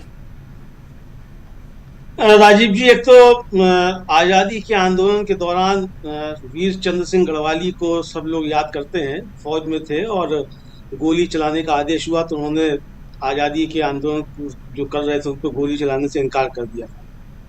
और वो वीर चंद्र गढ़वाली भी राजीव जी उत्तराखंड से आते थे, जहाँ से शेर सिंह आए हैं, और ये भी अपना इस्तीफा यहाँ मंच पर आकर दे रहे हैं कि हमने इस्तीफा दे दिया और हम देखते हैं कौन हाथ लगाएगा। यानी राजीव जी अब ये जी प्लीज यानी अब ये आंदोलन जो है वो सिर्फ छात्रों का और नीट के पेपर तक नहीं रह गया। ये राजीव जी सरकार के खिलाफ एक व्यापक आंदोलन बन चुका है और इससे तमाम लोग जो है वो इससे जुड़े हुए हैं इस आंदोलन से। यानी अब धर्मेंद्र प्रधान का इस्तीफा राजीव जी केवल जो है वो अब नीट या एनटीए का मामला नहीं रह गया। धर्मेंद्र प्रधान के इस्तीफे का मतलब है कि सरकार के गाल पर तमाचा, ये अब सबसे बड़ा जो है राजीव जी लक्ष्य लोगों का हो गया है। और जिस तरीके से राजीव जी हमारी युवा पीढ़ी जो है ये सब निकलकर सामने आए हैं और जिस तरीके से ये अपनी बातें सामने रख रहे हैं, इससे एक चीज राजीव जी स्पष्ट है कि ये सिर्फ कंटेंट क्रिएशन का मामला नहीं है, ये सरकार को ये बताने का मामला है कि युवा पीढ़ी तुम्हारे बारे में क्या सोचती है और अब तुम्हारा क्या रह गया है। मोदी जी जो राजीव जी अभी तक युवाओं के बड़े आइकन समझे जाते थे, बताया जाता था कि युवा महिला जो उनकी तो कॉन्स्टिट्यूंसी बहुत मजबूत हैं, तो वो ये मालूम पड़ गया कि युवा आपकी कॉन्स्टिट्यूंसी नहीं है और महिला भी आपकी कॉन्स्टिट्यूंसी नहीं है, ये भी मालूम पड़ गया राजीव जी। वो जिस लड़की का हम लोगों ने महाराष्ट्र का दिखाया था, वो वैन रोक के खड़ी होगी पुलिस की, वो रिया अहीर यादव जो है वो कह रही है कि मैं अपने पापा की लाडली बेटी हूँ, इस सरकार की लाड़की बहन नहीं हूँ। ये है राजीव जी। तो ये जिस तरीके से सामने निकल कर आ रहा है, तो ये इस सरकार के गाल पर एक करारा तमाचा है कि आपकी लाखों करोड़ रुपए की जो खर्च करने का था, आपने काम नहीं किया स्वच्छ भारत मिशन पे, लेकिन आपने सारा पैसा जो उसके विज्ञापन पर तो खर्च कर दिया। तो ये विज्ञापन वाली सरकार जो है राजीव जी ये अब नहीं चलेगी और सब चीजें सामने निकल कर आ रही हैं। इस देश का युवा जो अब वो समझ रहा है कि सरकार सिर्फ विज्ञापन जीवी है, मोदी जी सिर्फ विज्ञापन जीवी हैं। तो ये समझ में आ गया। तो विज्ञापनों का जवाब राजीव जी जो है ये युवा पीढ़ी दे रही है। अब जिस तरीके से पूरे देश भर में राजीव जी जंतर मंतर बन रहे हैं, जंतर मंतर एक दिल्ली में तो है, लेकिन पूरे देश भर में जो जंतर मंतर बन रहे हैं ये सरकार के लिए एक बड़ी चुनौती साबित होंगे। शाहीन बाग आंदोलन राजीव जी जो शुरू हुआ था वो एक आप कह सकते हैं कि साहब एक धर्म से जुड़ा हुआ मसला था, लेकिन उसने भी जी इस बीच ये बड़ी खबर आ रही है कि नेशनल टेस्टिंग एजेंसी यानी एनटीए के 47 अधिकारी बर्खास्त कर दिए गए हैं। नेशनल टेस्टिंग एजेंसी के 47 अधिकारी 47 अधिकारियों को बर्खास्त कर दिया गया है। इस वक्त की सबसे बड़ी खबर, नेशनल टेस्टिंग एजेंसी यही नीट एग्जाम करवाती है, नेशनल टेस्टिंग एजेंसी, और इस एजेंसी के 47 अधिकारियों को बर्खास्त किया गया है। ये खबर आ रही है। छात्रों का जोर यहां दिखाई दे रहा है। नेशनल टेस्टिंग एजेंसी के 47 अधिकारी बर्खास्त कर दिए गए हैं, ये खबर आ रही है और इससे समझ में आ रहा है कि सरकार कितना दबाव में है वो साफ दिखाई दे रहा है। ये ब्रेकिंग खबर हम आप तक पहुंचा रहे हैं। नेशनल टेस्टिंग एजेंसी के 47 अधिकारी बर्खास्त कर दिए गए हैं। नीट का जोर जो है अब दिखाई दे रहा है। अमलेंदु जी। जी बिल्कुल राजीव जी, अब ये 47 अधिकारी तो बर्खास्त कर दिए गए हैं एनटीए के, लेकिन शिक्षा मंत्री कब बर्खास्त होगा? जिनके माथा थे ये हैं, जिनके अंदर ये एनटीए है, बिल्कुल जिनके अंतर्गत एनटीए है, जो काम ले रहे थे इनसे, वो कब बर्खास्त होगा? तो यानी राजीव जी ये तरकीबें निकाली जा रही हैं कि धर्मेंद्र प्रधान को बर्खास्त ना करना पड़े, धर्मेंद्र प्रधान को ना हटाना पड़े। ये तरकीबें निकाली जा रही है। कल आपने शिक्षा सचिव को बदल दिया, बदलकर आप कौन शिक्षा सचिव लेकर आए जिसके ऊपर पहले से घपले घोटाले के आरोप हैं, आप उसको ले आए। तो आप ये जो तरकीबें निकाल रहे हैं, तो ये तरकीबें काम में आने वाली नहीं है। ये युवा जो इससे भरमाने वाला नहीं है कि आपने 47 एनटीए के अधिकारी बर्खास्त कर दिए, उसको बर्खास्तगी चाहिए धर्मेंद्र प्रधान की, और इससे कम पर कोई समझौता नहीं है। सोनम वांगचुक ने अगर समझौता कर लिया राजीव जी तो गायब हो गए ना परिदृश्य से सोनम वांगचुक। कोई पूछ रहा है कौन सोनम वांगचुक है, कहाँ चले गए, कहाँ नहीं चले गए, पूछा किसी ने कहाँ है सोनम वांगचुक?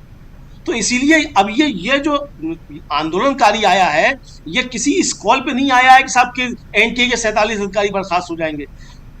सबसे बड़ी बात ये धर्मेंद्र प्रधान का इस्तीफा भी क्यों?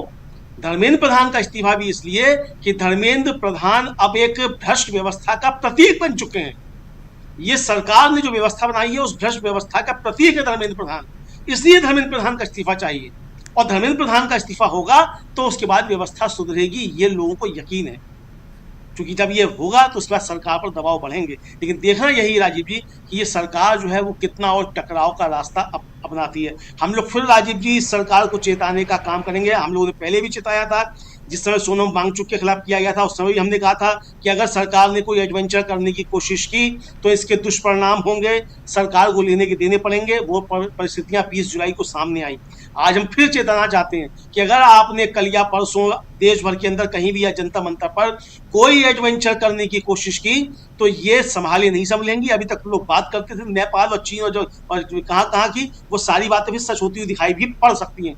तो इसलिए बराए मेहरबानी आपके लिए नहीं, हम इस देश के बच्चों के भविष्य के लिए कह रहे हैं कि कोई एडवेंचर करने की कोशिश मत कीजिएगा। इनसे बात कीजिए, इनकी जो मांग है उसको मानिए। एक मांग है और सबसे बड़ी मांग यही है कि धर्मेंद्र प्रधान का इस्तीफा हो। वो इस्तीफा आप दिलाइए, चाहे बर्खास्त कीजिए, दो में से एक काम कीजिए, या तो इस्तीफा या बर्खास्तगी। और अगर नहीं कर सकते हैं तो फिर देश के अंदर जो परिस्थितियां बनेंगी उसकी जिम्मेदारी मोदी जी और उनकी सरकार की होगी। राजीव जी बिल्कुल बिल्कुल सही आप कर रहे हैं। जल्दी से जरा आना चाहता हूं प्रशांत जी के पास, फिर शकील जी, प्रोफेसर अखिल स्वामी जी, पहले प्रोफेसर अखिल स्वामी जी के पास आता हूं, फिर प्रशांत जी आपके पास आता हूं। स्वामी जी जरा जल्दी से ये बताइए कि यहाँ जबकि अब एनटीए के 47 अधिकारियों को बर्खास्त कर दिया गया है, सब कुछ कर रहे हैं, लेकिन धर्मेंद्र प्रधान को सुरक्षित रखे हैं, और ये सब करके क्या धर्मेंद्र प्रधान सुरक्षित रह पाएंगे? स्वामी जी देखिए राजीव जी, एक कहावत है उत्तर प्रदेश की, आपके बिहार में भी होगी शायद, धोबी पे बस नहीं चला, गधे के कानों में दिए। तो जो धोबी जो बदमाशी कर रहा है, जो लट चला रहा है, जो बदमाशी कर रहा है, उसको तो आपने दंड दिया नहीं, और गधा बेचारा को जवाब नहीं दे सकता, उसके कानों में दिए। अरे आप ही ने तो अधिकारी अपॉइंट किए थे राम जन्मभूमि के अंदर, आप ही के तो चंपत राय बंसल साहब थे, आप ही के तो अनिल मिश्रा थे, आप ही के तो गोपाल राव थे, जिन्होंने उन्हें नियुक्त किया था। उनको दंड क्यों ना मिले? लालू प्रसाद यादव को दंड क्यों मिला था? भाई लालू प्रसाद यादव तो चीफ मिनिस्टर थे ना, और उनको आपने बांकीपुर के अंदर कैंडिडेट बना दिया, जिनके बेटे को बाद में उन्हें बदला। इसका मतलब यह है कि आप रूल बदलते रहते हैं, आप अपने सिद्धांतों पे नहीं चलते।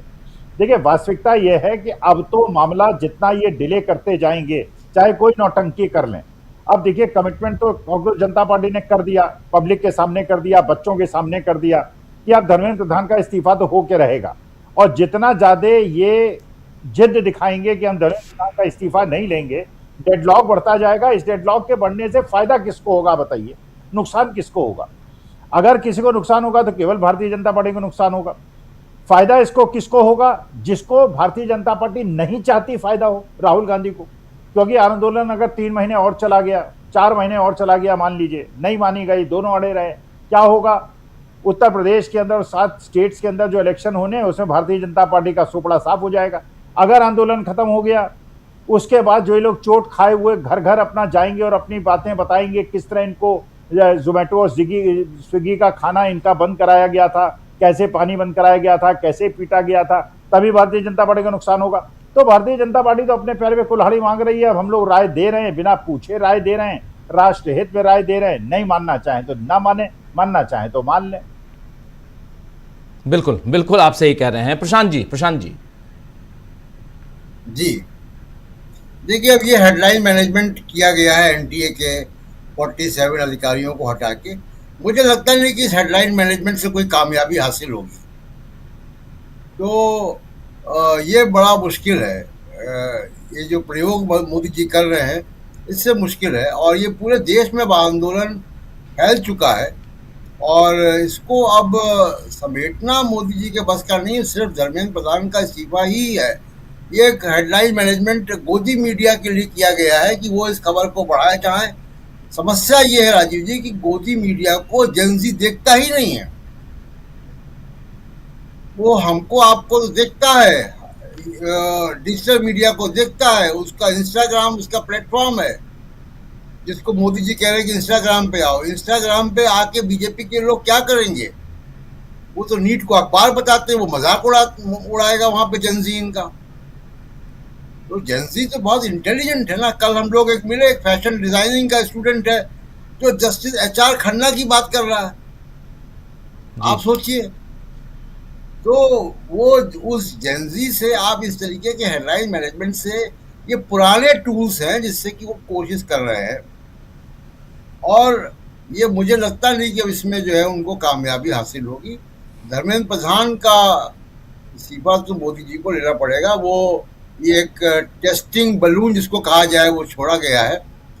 फूड डिलीवरी ऐप जो उन्होंने बंद किए हैं वो बहुत अमानवीय है। वहाँ 20,000 लोग होते हैं। कल हम लोग रात में गए थे और 20,000 लोग वहाँ पे हैं।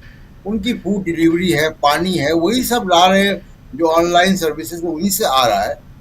और जहाँ तक विदेशी फंडिंग का मामला है, वहाँ मजाक उड़ता है। वो तो वहाँ बच्चे कहते हैं कि वो पाकिस्तान से पेटीएम आया, 20 रुपए का तो मेट्रो का टिकट लेके आया हूँ, और 40 रुपए सोरोस से आएंगे तो वापसी का टिकट लूंगा। तो मजाक उड़ाते हैं वहाँ पे।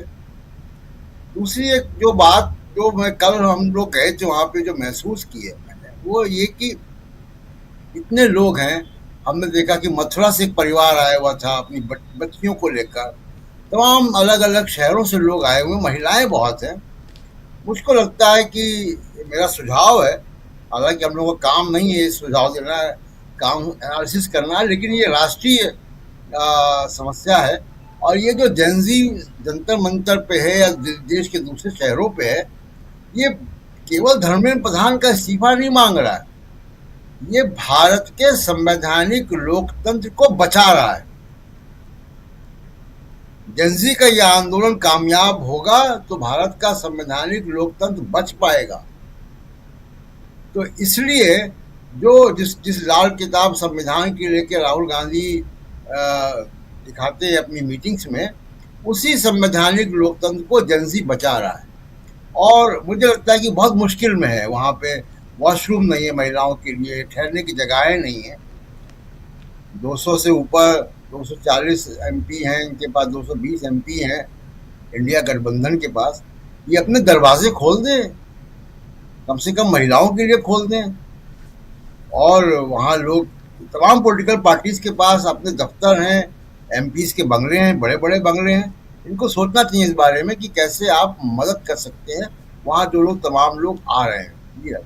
जी बिल्कुल। इस बीच ये ट्रैफिक एडवाइजरी है जो हम लोग ऊपर देख रहे हैं। इस ट्रैफिक एडवाइजरी में वही अब मतलब ओला, उबेर इन सब के लिए भी है। अब इन सब को भी, और ख़ासकर उसके अलावा ई कॉमर्स के लिए जितनी साइटें हैं, इन सब के लिए भी ये ट्रैफिक एडवाइजरी है। आप लोग देख लीजिए, ये चाहे वो राइड्स हों, driver safe guard of drivers, rides, delivery partners and the general public, while यहाँ पर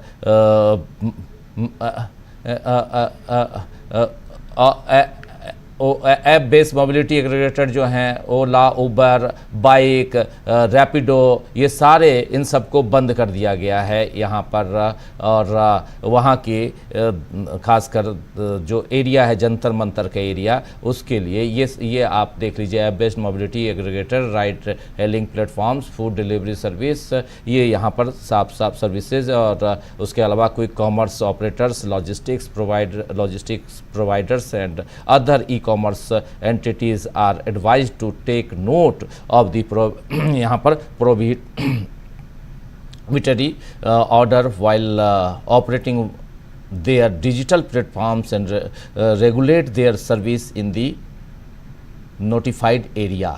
ये साफ साफ ये यहाँ पर कहा गया है, इससे आप समझ सकते हैं। जी प्रशांत जी कुछ जोड़ना चाहते हैं?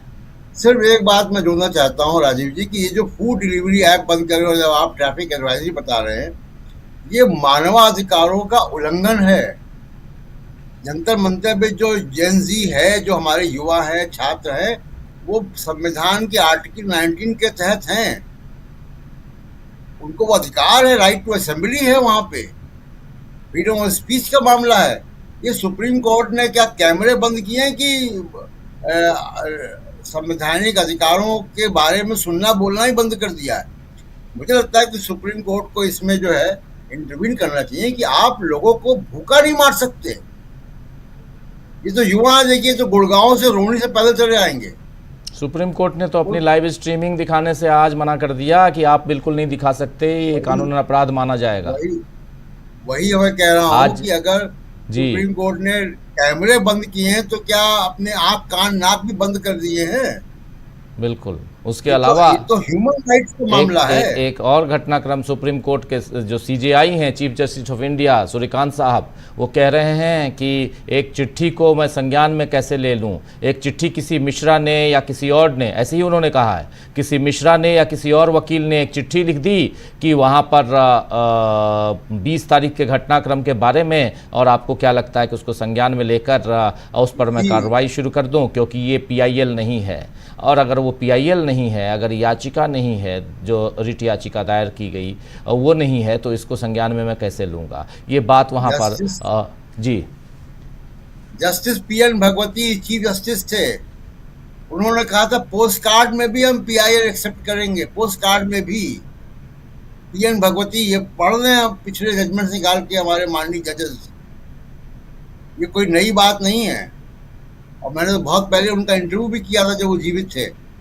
तो ये सुप्रीम कोर्ट को देखना चाहिए, सुओ मोटो देना चाहिए कि आप खाने का प्रबंध कैसे बंद कर दोगे? वहां पे 20,000 लोग हैं, तो क्या आप सप्लाई लाइन को दुश्मन देश है वो? क्या आप सप्लाई लाइन काट रहे हैं उनकी कि भूखा प्यासा मार दो तो आंदोलन बंद हो जाएगा? ये गलतफहमी में है सरकार। जितना दमन करेंगे आंदोलन उतना बढ़ेगा। आप देखिए कि जिस दिन लाठी चली उसके बाद भीड़ बढ़ गई वहां पे। तो ये चीजें हथकंडे काम नहीं आएंगे, लेकिन बहुत बुरा है और बहुत ही अमानवीय है। बिल्कुल। इसमें साफ साफ जो कहा गया है, एक बार उसको हिंदी में आपके सामने रख रहा हूं। दिल्ली ट्रैफिक पुलिस की एडवाइजरी है जो आप यहाँ इंग्लिश में देख रहे हैं, उसमें कहा गया है कि भारतीय न्याय संहिता 2023 की धारा 163 के तहत जारी निषेधाज्ञा को देखते हुए नागरिकों को सलाह दी जाती है कि वे नोटिफाइड इलाके में अनावश्यक यात्रा से बचें और जहां भी संभव हो वैकल्पिक रास्तों का इस्तेमाल करें।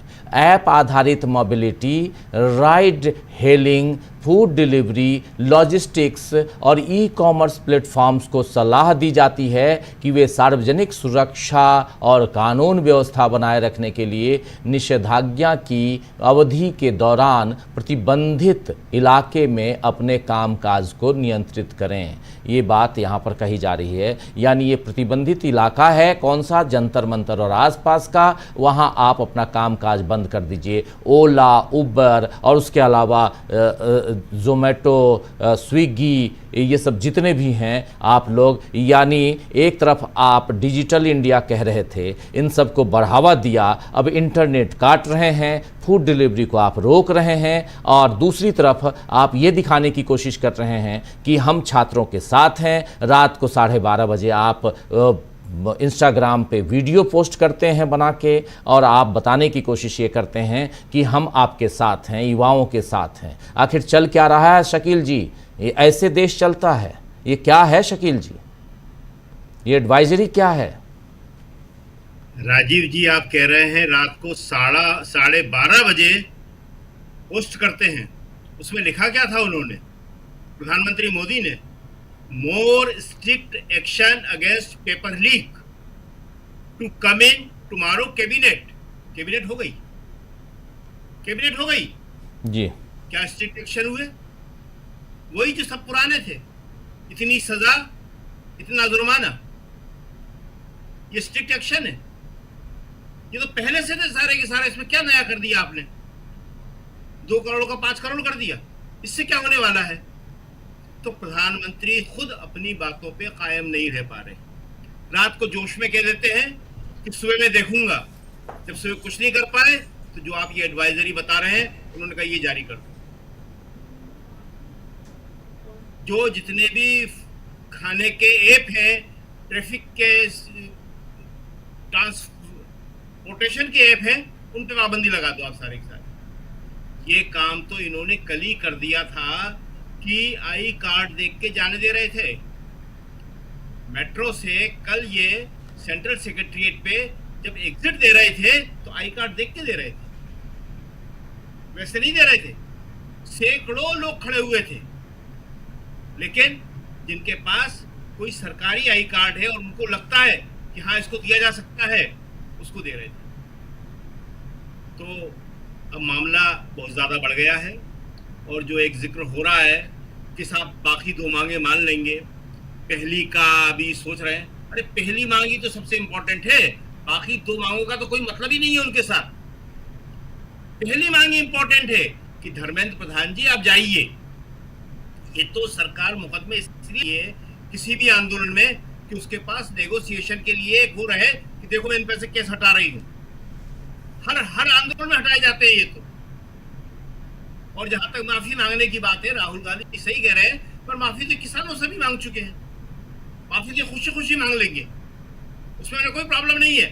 मेन चीज है धर्मेंद्र प्रधान का इस्तीफा। एक और बात जो हम कह रहे थे वो ये कि इस आंदोलन को कैसे देशव्यापी बनाया जा रहा है।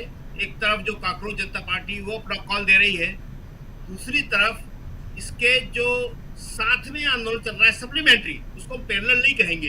पैरेलल आंदोलन में एक मुकाबले वाली बात, कंपटीशन वाली बात आ जाती है। कोई आंदोलन देश में किसी के पैरेलल नहीं चल रहा है, सब एक दूसरे को पूरक कर रहे हैं, सब एक दूसरे की मदद कर रहे हैं। तो कांग्रेस ने कल शाम का एक बहुत बड़ा कॉल दिया है कैंडल लाइट मार्च का जी। अंबेडकर और गांधी की प्रतिमा से शुरू करो ब्लॉक स्तर पे, और वहीं पे आप इसको समाप्त करो। इसमें जनता का सहयोग लो, छात्रों का सहयोग लो, और कांग्रेसी कार्यकर्ता तो होंगे ही। देखिए किस तरह माहौल बनता है। और मांग क्या है कि जो छात्रों की मांग है, क्यों कर रहे हैं? छात्रों के साथ अपनी एकजुटता बनाए रखने के लिए, बताए रखने के लिए। तो अब जो है सरकार के लिए बहुत बड़ी मुश्किल हो गई है। अब ये जो जगलरी है, जो प्रधानमंत्री कह रहे हैं कि इंस्टाग्राम पे जाओ, इन सबसे कुछ होने वाला नहीं है। 12 साल से यही जगलरी करते रहे, और इसी जगलरी का नतीजा है। इसी शब्द थोड़ा हिंदी का अच्छा नहीं लगता, हम बहुत कम इस्तेमाल करते हैं, मगर आज कर रहे हैं, नोटंकी। इसी नोटंकी की वजह से आज ये दिन देखने को मिल रहा है उन्हें। अगर कुछ ठोस काम कर लेते इस 12 साल में, और जितना उनको समर्थन मिला हुआ था, तो देश भी आज कहीं से कहीं पहुंच जाता और मोदी को इन सब चीजों का सामना नहीं करना पड़ता। लेकिन अब इनसे काम नहीं चलेगा। अगर मोदी जी कुछ ठोस कर सकते हैं तो करें, नहीं तो राहुल गांधी का जो एक और अनुमान था, पूर्वानुमान, जो जनता और देश की और जमीनी परिस्थितियों पर आधारित होता है, 1 साल नहीं चल पाएंगे, वो 1 साल बहुत जल्दी खत्म होने में आ जाएगा। जी राजीव जी बिल्कुल बिल्कुल। इस बीच ये तस्वीर, ऊपर जो तस्वीर आप लोगों के विंडो में दिखाई दे रही है, ये तस्वीर कोटा की है। वहाँ छात्रों ने प्रदर्शन किया, राजस्थान कोटा, और वहाँ छात्रों की संख्या बहुत ज़्यादा है। आप लोग जानते हैं परीक्षा की तैयारियों में वहाँ कई सारे कोचिंग सेंटर जो परीक्षाओं की तैयारियाँ करवाते हैं, उस कोचिंग सेंटर के छात्रों ने आज प्रदर्शन किया। सड़क पर आप देख लीजिए, और ये जंतर मंतर के सपोर्ट में, और जहाँ आज छात्र जो हैं वो निकले आज देश के कोने कोने में, क्योंकि जंतर मंतर से सीजेपी ने ये कॉल किया था कि आप, उनका कॉल था कि आप निकलिए और देश भर में प्रदर्शन कीजिए। ये प्रदर्शन, लेकिन इसके आगे कल क्या बड़ा फैसला होगा, क्या लगता है अमलेंदु जी? फैसला कल बड़ा हो भी सकता है, नहीं भी हो सकता है, दोनों बातें हो सकती हैं। लेकिन बड़ा फैसला मुझे लगता है कल धर्मेंद्र प्रधान के इस्तीफे का तो नहीं होगा राजीव, क्योंकि ये अभी अड़ेंगे। और राजीव जी, जब लगने लगता है सरकार को कि अब हम जा रहे हैं, तो सोचते हैं कि जा तो रहे हैं तो फिर अपनी मतलब दूसरे की जिद मानकर क्यों जाए। क्योंकि राजीव जी एक चीज तो इस सरकार को मालूम पड़ गया कि माहौल जो है वो इस सरकार के खिलाफ पूरे देश में बन चुका है। तो जब इन्हें मालूम है कि माहौल पूरे तरीके से बन चुका है तो अब ये क्यों जो है झुके, अब ये भी इनके अंदर एक चल रहा होगा। और आज जिस तरीके से सूत्रों के हवाले से जो कॉर्पोरेट मीडिया है उसमें चलवाया जा रहा है कि सरकार जो है वो सोच रही है कि अगर ऐसे चले जाएंगे, इस्तीफा दे देंगे तो उसका मतलब हमने अपनी गलती स्वीकार कर ली, ये सब। अरे आप गलती अपनी स्वीकार कीजिए या मत कीजिए, जनता कह रही है कि आपने गलती की है, आपने ही पेपर लीक कराए हैं, आपका ही सिस्टम है जो पेपर लीक कराता है, जनता इस बात को मानी बैठी है। तो आपके ये कहने से कि हम स्वीकार कर लेंगे हमने गलती किया, आप मत कीजिए स्वीकार, कुछ नहीं है।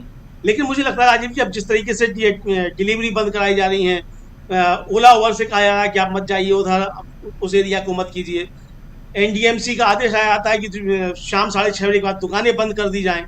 ये सब जो राजीव जी सब किया जा रहा है, तो ये सब एक तरीके से कहा जाए ये सब आंदोलन को तोड़ने का, उस पर एक क्रैक डाउन करने की कोशिशों के तौर पे इसको देखा जाना चाहिए, मुझे ऐसा लगता है। यानी अभी भी ये सरकार जो है ये इस पर भरोसा कर रही है, जो हिटलर के रास्ते हैं उन पर चलने का ये जो है काम कर रही है, तो ये उसी पर अभी भरोसा कर रही है। इसे लोकतंत्र में कोई आस्था किसी तरीके की नहीं है। और राजीव जी अगर लोकतंत्र में आस्था होती तो इस तरीके की बातें होती नहीं जिस तरीके से 20 जुलाई को पुलिस से जो करतब करवाए गए हैं। तो ये साफ तौर पर समझा जा सकता है कि चूंकि इनकी आइडियोलॉजी जो है राजीव जी जो आई है वो भी मुसोलिनी और हिटलर से ही आई है, इनका जो पितृ संगठन है वहीं से लेकर आया है। इनकी ना भारतीय संस्कृति में कोई आस्था है और ना भारत के संविधान में कोई आस्था है। तो इसलिए जो कुछ भी लेकर आते हैं हिटलर से और मुसोलिनी से ही लेकर आते हैं, तो सारे आइडिया इनके पास वहीं के हैं। गुजरात से लेकर मणिपुर तक, और मणिपुर से लेकर राजीव जी जंतर मंतर पे जो क्रैकडाउन किया गया और जो लाठीचार्ज किया गया 20 जुलाई को और जो अत्याचार किया गया, ये सारे आइडिया हिटलर से इनके पास आए हैं, ये वहीं से लेकर आते हैं। तो ये अभी भी ये उसी पर अड़े हुए हैं। लेकिन इनकी समझ में नहीं आ रहा है कि भाई भारत जो है वो हिटलर को बर्दाश्त नहीं कर सकता, यहाँ तो कोई हिटलर हो ही नहीं सकता, किसी हाल में नहीं करेगा।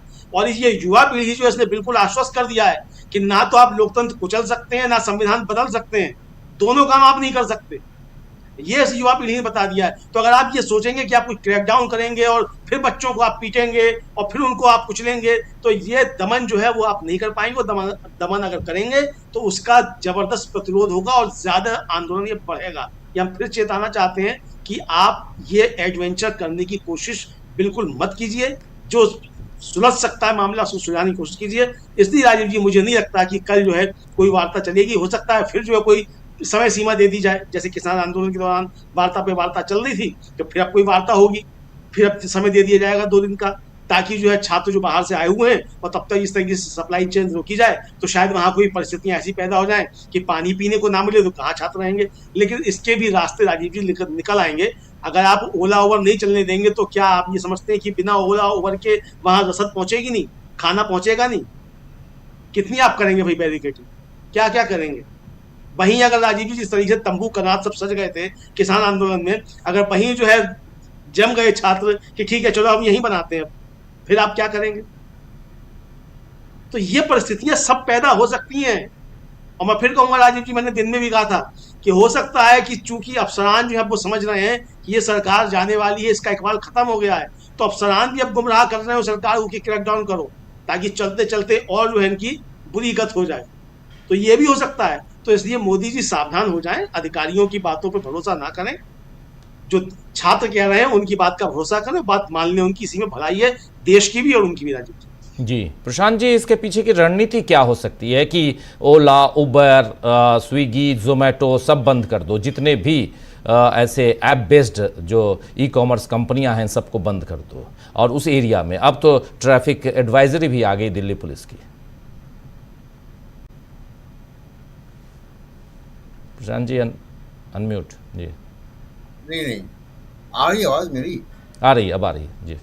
हाँ, तो संख्या, इसलिए वहां पे संख्या कम करना चाहते हैं, ताकि संख्या कम होगी तो पुलिस क्रैकडाउन कर सकते हैं, ये इनकी रणनीति है। कल जो हम लोगों ने देखा वहां पे लगभग 20,000 लोग थे वहां पे, तो 20,000 लोगों में पुलिस एक्शन, हम लोगों ने पुलिस के वहां पे लोगों से भी पूछा कि कितने लोग हैं, तो उनके तो कोई 10,000 लोग थे वहां पे, तो दुगनी संख्या है। तो पुलिस क्रैकडाउन के लिए वो संख्या कम करना चाहते हैं, लेकिन ये संभव नहीं है। जो हम हौसला देख रहे हैं पूरे देश में, और जो बाहर से मदद करने वाले लोग हैं वो रास्ता निकाल लेंगे। लोग अपने बैग में पराठे लेकर आएंगे, सब्जी लेकर, अचार लेकर आएंगे।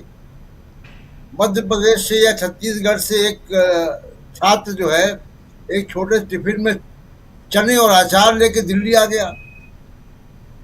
तो ये इस तरीके से इस आंदोलन को आप नहीं खत्म कर सकते कि स्विगी जोमेटो को आपने बंद कर दिया। बहुत ही बचकाना वो है जी। ये बिल्कुल वैसी ही एक सोच है कि क्रिकेट का मैच हो रहा है बच्चों का, और कोई जो है टीम जो है वो विकेट लेके भाग जाए, बल्ला लेके भाग जाए। बिल्कुल। तो ये बचकाना है, और ये इस तरीके से काम नहीं होते हैं, क्योंकि जो कलेक्टिव मॉब का जो सेंटीमेंट है वो इससे और उसको वो प्रवोक होता है। इसका उदाहरण मैं दे चुका हूं कि जिस दिन लाठीचार्ज हुआ उसके बाद वहां भीड़ बढ़ गई बजाय कम होने के। लोग डरे नहीं। तो जब डर खत्म हो गया, लाठी का, आंसू गैस का, बिजली के झटका देने वाले डंडों का, तो ये स्विगी जोमेटो बंद करके आप क्या कर लोगे? और इसको मोदी जी कमतर आंक रहे हैं। वो शायद मुझे लगता है कि मोदी जी सिर्फ गोदी मीडिया देखते हैं, और क्या इंटेलिजेंस की रिपोर्ट भी उनके पास नहीं पहुंचती। मुझे तो बड़ा अजीब सा लग रहा है कि कोई प्रधानमंत्री इतना कैसे कट ऑफ हो सकता है सामाजिक सच्चाइयों से। इस बीच राष्ट्रपति भवन से एक प्रेस विज्ञप्ति आई रेजिग्नेशन की, तो मुझे लगा कि शायद देश के शिक्षा मंत्री के रेजिग्नेशन की विज्ञप्ति है, लेकिन लिखा हुआ है the President of India as advised by the Prime Minister has accepted the resignation of, बताइए किसका, Shri Ravneet Singh Bittu from the Union Council of Ministers with immediate effect. उनका राज्यसभा, बिट्टू साहब बहुत जो कांग्रेस पार्टी से गए थे, राज्यसभा में थे, उनका कार्यकाल बढ़ाया नहीं गया। अब रवनीत साहब जो हैं उन्होंने इस्तीफ़ा दे दिया है, और केंद्रीय मंत्री से उन्होंने इस्तीफ़ा दे दिया है। रवनीत बिट्टू साहब रवनीत सिंह बिट्टू के नाम से जाने जाते हैं। बेअंत सिंह के पोते, आप जानते हैं पंजाब के मुख्यमंत्री, और आतंकवादी हमले में मारे गए थे, और ये उनका एक शहादत वाले परिवार का इतिहास रहा है। कांग्रेस पार्टी के काफ़ी करीब, कांग्रेस पार्टी में ही गांधी परिवार के काफ़ी करीब रहे, लेकिन अब जब वो कांग्रेस पार्टी में आ गए, उनके पोते साहब माफ़ी चाहूँगा, कांग्रेस छोड़कर बीजेपी में आ गए, मंत्री बन गए, अब मलाई खा लिया, और उसके बाद उनसे जितना बेनिफिट लेना था ले लिया सरकार ने, नरेंद्र मोदी जी की सरकार ने। अब उनको आईना दिखा दिया कि घर में बैठिए। आगे पंजाब में चुनाव है, हो सकता है कि कोई जिम्मेदारी उन्हें पंजाब की दी जाए, लेकिन इस वक्त मंत्री महोदय ने इस्तीफ़ा दे दिया है। मंत्री महोदय ने इस्तीफ़ा दिया है, लेकिन इस्तीफ़ा जिसकी डिमांड की जा रही है उन्होंने नहीं दिया है। एक छोटा कमेंट चाहूँगा प्रशांत जी आपसे भी, और शकील जी आपसे। प्रशांत जी इस पर कुछ जोड़ना चाह रहे हैं? देखिए, नवनीत सिंह बिट्टू के मामले में तो शकील जी ही बताए तो बेहतर होगा। जी जी, मामला कांग्रेस का है। शकील जी के अंदर जी, ये रवनीत सिंह बिट्टू राहुल गांधी से आर्गुमेंट कर रहे थे, हंस द्वार पे खड़े होकर जी, और वो आर्गुमेंट नहीं था, बदतमीजी कर रहे थे। तो ये अपने नंबर बढ़ाने के लिए इन्होंने सारे काम कर लिए हैं, लेकिन उससे कुछ होता नहीं है। भाई मोदी जी किसी को कुछ नहीं देते हैं, मोदी जी सबका उपयोग करते हैं। अगर मोदी जी किसी को कुछ देते तो आज ये दिन नहीं आता, सारे लोग उनके साथ खड़े हो जाते। मुरली मनोहर जोशी को इतना बड़ा बयान देने की जरूरत नहीं पड़ती। आज भी पार्लियामेंट में 5 दिन हो गए, लगातार बीजेपी के सांसद उतने ही परेशान और चिंतित दिखाई दे रहे हैं जितना रात वाले वीडियो में खुद मोदी जी थे। पैथेटिक लिखा है राहुल गांधी ने, प्रियंका गांधी ने इसको, इस वीडियो को। तो दुनिया का देखिए कोई भी आंदोलन हो वो दमन से कभी खत्म नहीं होता है। ये जो ऐप पे बंद कर रहे हैं, 5 दिन हो गए, आपने भी बताया और हम रोज देख रहे हैं, कम से कम 10 से 15 किलोमीटर दूर चल के अब हजारों लोग आ रहे हैं। पहले दिन सबको परेशानी हुई, शिकायत करी, दूसरे दिन भी हुई, आज तो आदत पड़ी हुई थी सबको, कोई किसी को बता ही नहीं जाता था कि मैं कितना चलाऊं, कहां से चलाऊं। जी। लक्ष्मी नगर से लेके और सेंट्रल सेक्रेटरिएट तक, पार्लियामेंट तक ऑटो वाले मदद कर रहे हैं थोड़ी।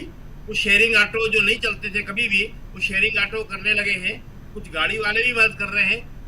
जो टू व्हीलर वाले हैं वो मदद कर रहे हैं। वो देखते हैं किसी को, वो पूछ लेते हैं, वो जहां तक हो सकता है वो साथ देते हैं। बहुत सारे रास्ते निकल रहे हैं। अब कहीं को, और दूसरी बात हम जो पहले भी कहा हमने कि जो सिक्योरिटी फोर्सेज है, जो पुलिस है, CISF है, किसी को मालूम न पड़े तो आपकी हर तरह से मदद करने को तैयार है। लेकिन नौकरी की शर्त सबको है। तो आपने जो उत्तराखंड के सिपाही का बताया, वो बहुत हिम्मत का काम है। हजारों में कोई एक होता है जो ऐसी हिम्मत कर पाता है। और एक बात और बता दें हम लास्ट, ये जो स्टेज आप दिखा रहे हैं जंतर मंतर की, ये स्टेज जो है इनकी खुद कामयाब स्टेज है। ये जो दो लड़के जो नेता हो गए हैं, जो नड्डा से और डॉक्टर जितेंद्र सिंह से बात करके आए, जिस कॉन्फिडेंस से अपनी बात कह रहे थे, बहुत ही मैच्योर बातचीत थी। तो आंदोलन जो है कभी दमन से खत्म नहीं होता है, बल्कि आंदोलन जो है युवाओं को नया नेता बना देता है। बिल्कुल। तो मोदी जी नया नेता बना रहे हैं, और ये जो नए नेता हैं वो किस दिशा बना रहे हैं? वो अपने और अपनी विचारधारा के खिलाफ बना रहे हैं। मोदी जी सिर्फ अपना नुकसान नहीं कर रहे, इस सरकार का नुकसान नहीं कर रहे, वो RSS का बहुत बड़ा नुकसान कर रहे हैं। RSS का 100वां साल है। उस 100 साल में RSS जिस तरह से अपना काम करती रही नैरेटिव के आधार पे, उसका सारा काम ही नैरेटिव के आधार पे था, धारणाओं के आधार पे, कहानियों के आधार पे, वो सब मोदी जी ने एक बार में तोड़ के रख दिया। अब कोई नैरेटिव नहीं चल रहा, अब केवल सच्चाई चल रही है। आज राहुल गांधी ने क्यों प्रेस कॉन्फ्रेंस करी? 3 दिन से अखबारों में आ रहा है, फोटो छप रहे हैं, लेकिन राहुल गांधी का ये बताना जरूरी था उस युवा साहिल के साथ में कि देखो सच्चाई ये है, और पहुंच गई बात दुनिया भर में। उसके बाद कोई खंडन करने को तैयार नहीं है। थोड़ा बहुत गोदी मीडिया वहां में देखने को मिल जाता है, मजबूरी होती है हमारी, सब जगह लगे होते टीवी। वहां हमने देखा कि सारा गोदी मीडिया भी इस बात कह रहा था कि हाँ छर्रे तो लगे, कहना पड़ रहा है, क्या करोगे आप? लोग इतने नाराज हैं इस गोदी मीडिया से, रोज कहते हैं कि साहब गोदी मीडिया क्यों कहते हो? अरे जो पेपर लीक हुए थे, जो CBSE की परीक्षा में गलत स्कोरिंग हुई थी, उस लड़के ने शिकायत करी, तो तुम लोगों ने तो उसको पाकिस्तानी कहा था, पत्रकारों ने। वो क्या करेंगे बेचारे? उनकी बात तुम रख नहीं रहे, उन्हें गुंडा, बदमाश, पाकिस्तान से फंडिंग, फलानी जगह से फंडिंग, जाने क्या क्या कह रहे हो तुम। नई नई कहानियां, पुलिस तुम्हें छोड़ेगी नहीं, तुम्हारे फिंगरप्रिंट लिए गए हैं, उन्हें डरा रहे हो तुम, और फिर कहते हो कि हमारा सम्मान करें। तो सम्मान तो तब होगा जब तुम जनता के साथ खड़े होगे, जब तुम छात्रों के साथ खड़े होगे और मुद्दों के साथ खड़े होगे, इंसाफ के साथ खड़े होगे। पेपर लीक हुआ है कि नहीं हुआ है? CBSE की परीक्षा में धांधली हुई है कि नहीं हुई है? राहुल ने यही तो कहा कि इस लड़के का पेपर लीक हुआ है। तो भाई उस लड़के का पेपर लीक हुआ है तो बेचारा क्या करेगा, उसके माँ बाप क्या करेंगे? कहते साहब यहाँ पे ये माँ बाप क्यों आ रहे? अरे माँ बाप क्यों नहीं आएंगे भाई? पैसा उनका लगा है। राहुल ने कहा है कितना पैसा खर्च करके इनके माँ बाप ने इसको पढ़ाया है, तो माँ बाप क्यों नहीं आएंगे न्याय के लिए? उनके बाप को नौकरी मिली थी कांग्रेस के राज में, उनके बाप और दादा पढ़ गए थे कांग्रेस के राज में मुफ्त की शिक्षा में। हम ये बातें बहुत करते हैं लोगों से, लोग भी खूब करते हैं, अपने आप आया करते हैं, हम पूछते हैं, वो भी कहते हैं कि साहब हमने कहा हम लोग जो पढ़े थे क्या एक पैसा भी खर्च हुआ? कोई फीस थी? हमें अच्छी तरह याद है राजीव जी, जब हम 9th में आए तब पहली बार 3 रुपए महीने की फीस थी। 3 महीने की इकट्ठी लगती थी 9 रुपए। हायर सेकेंडरी स्कूल में 9 से मतलब हायर सेकेंडरी स्कूल हो रहा था, मिडिल की बात। 8वीं तक हमें याद नहीं है कोई फीस होती, कोई फीस नहीं। इस तरह से सारा बच्चा, सारा देश ये पढ़ा है, और न केवल पढ़ा है, दुनिया में जो मोदी जी कहते हैं भारत का डंका पीटते हैं, वो उसी की वजह से नाम हुआ है पूरी दुनिया में। आज आपने उस शिक्षा व्यवस्था को पूरी खत्म कर दी, तबाह कर दी शिक्षा व्यवस्था को। तो जो बता रहे थे ये कांग्रेस जनता पार्टी के प्रवक्ता कि जो 5 हमारी और सजेशन है या मांगे हैं, वो यही तो है सारी की सारी, और अब पूरी शिक्षा व्यवस्था में परिवर्तन करना ही पड़ेगा। अब ये मोदी जी नहीं कर सकते, तो प्रधान जाए या न जाए, प्रधानमंत्री के लिए बहुत बड़ा खतरा है। जी राजीव जी बिल्कुल बिल्कुल। चलिए देखते हैं प्रधान जाते हैं या नहीं जाते हैं। कल 3:30 बजे दोबारा मीटिंग है, इसके बाद पता चलेगा कि धर्मेंद्र प्रधान रहते हैं या नहीं रहते हैं। एक इस्तीफा आज हुआ है, लेकिन वो रेल राज्य मंत्री रवनीत बिट्टू का इस्तीफा हुआ है। वो अब आगे क्या इस्तीफे की शुरुआत यहाँ से हो गई है ये देखा जाएगा। लेकिन प्रशांत जी कुछ जोड़ना चाह रहे हैं? जी, मैं सिर्फ एक इन्फॉर्मेशन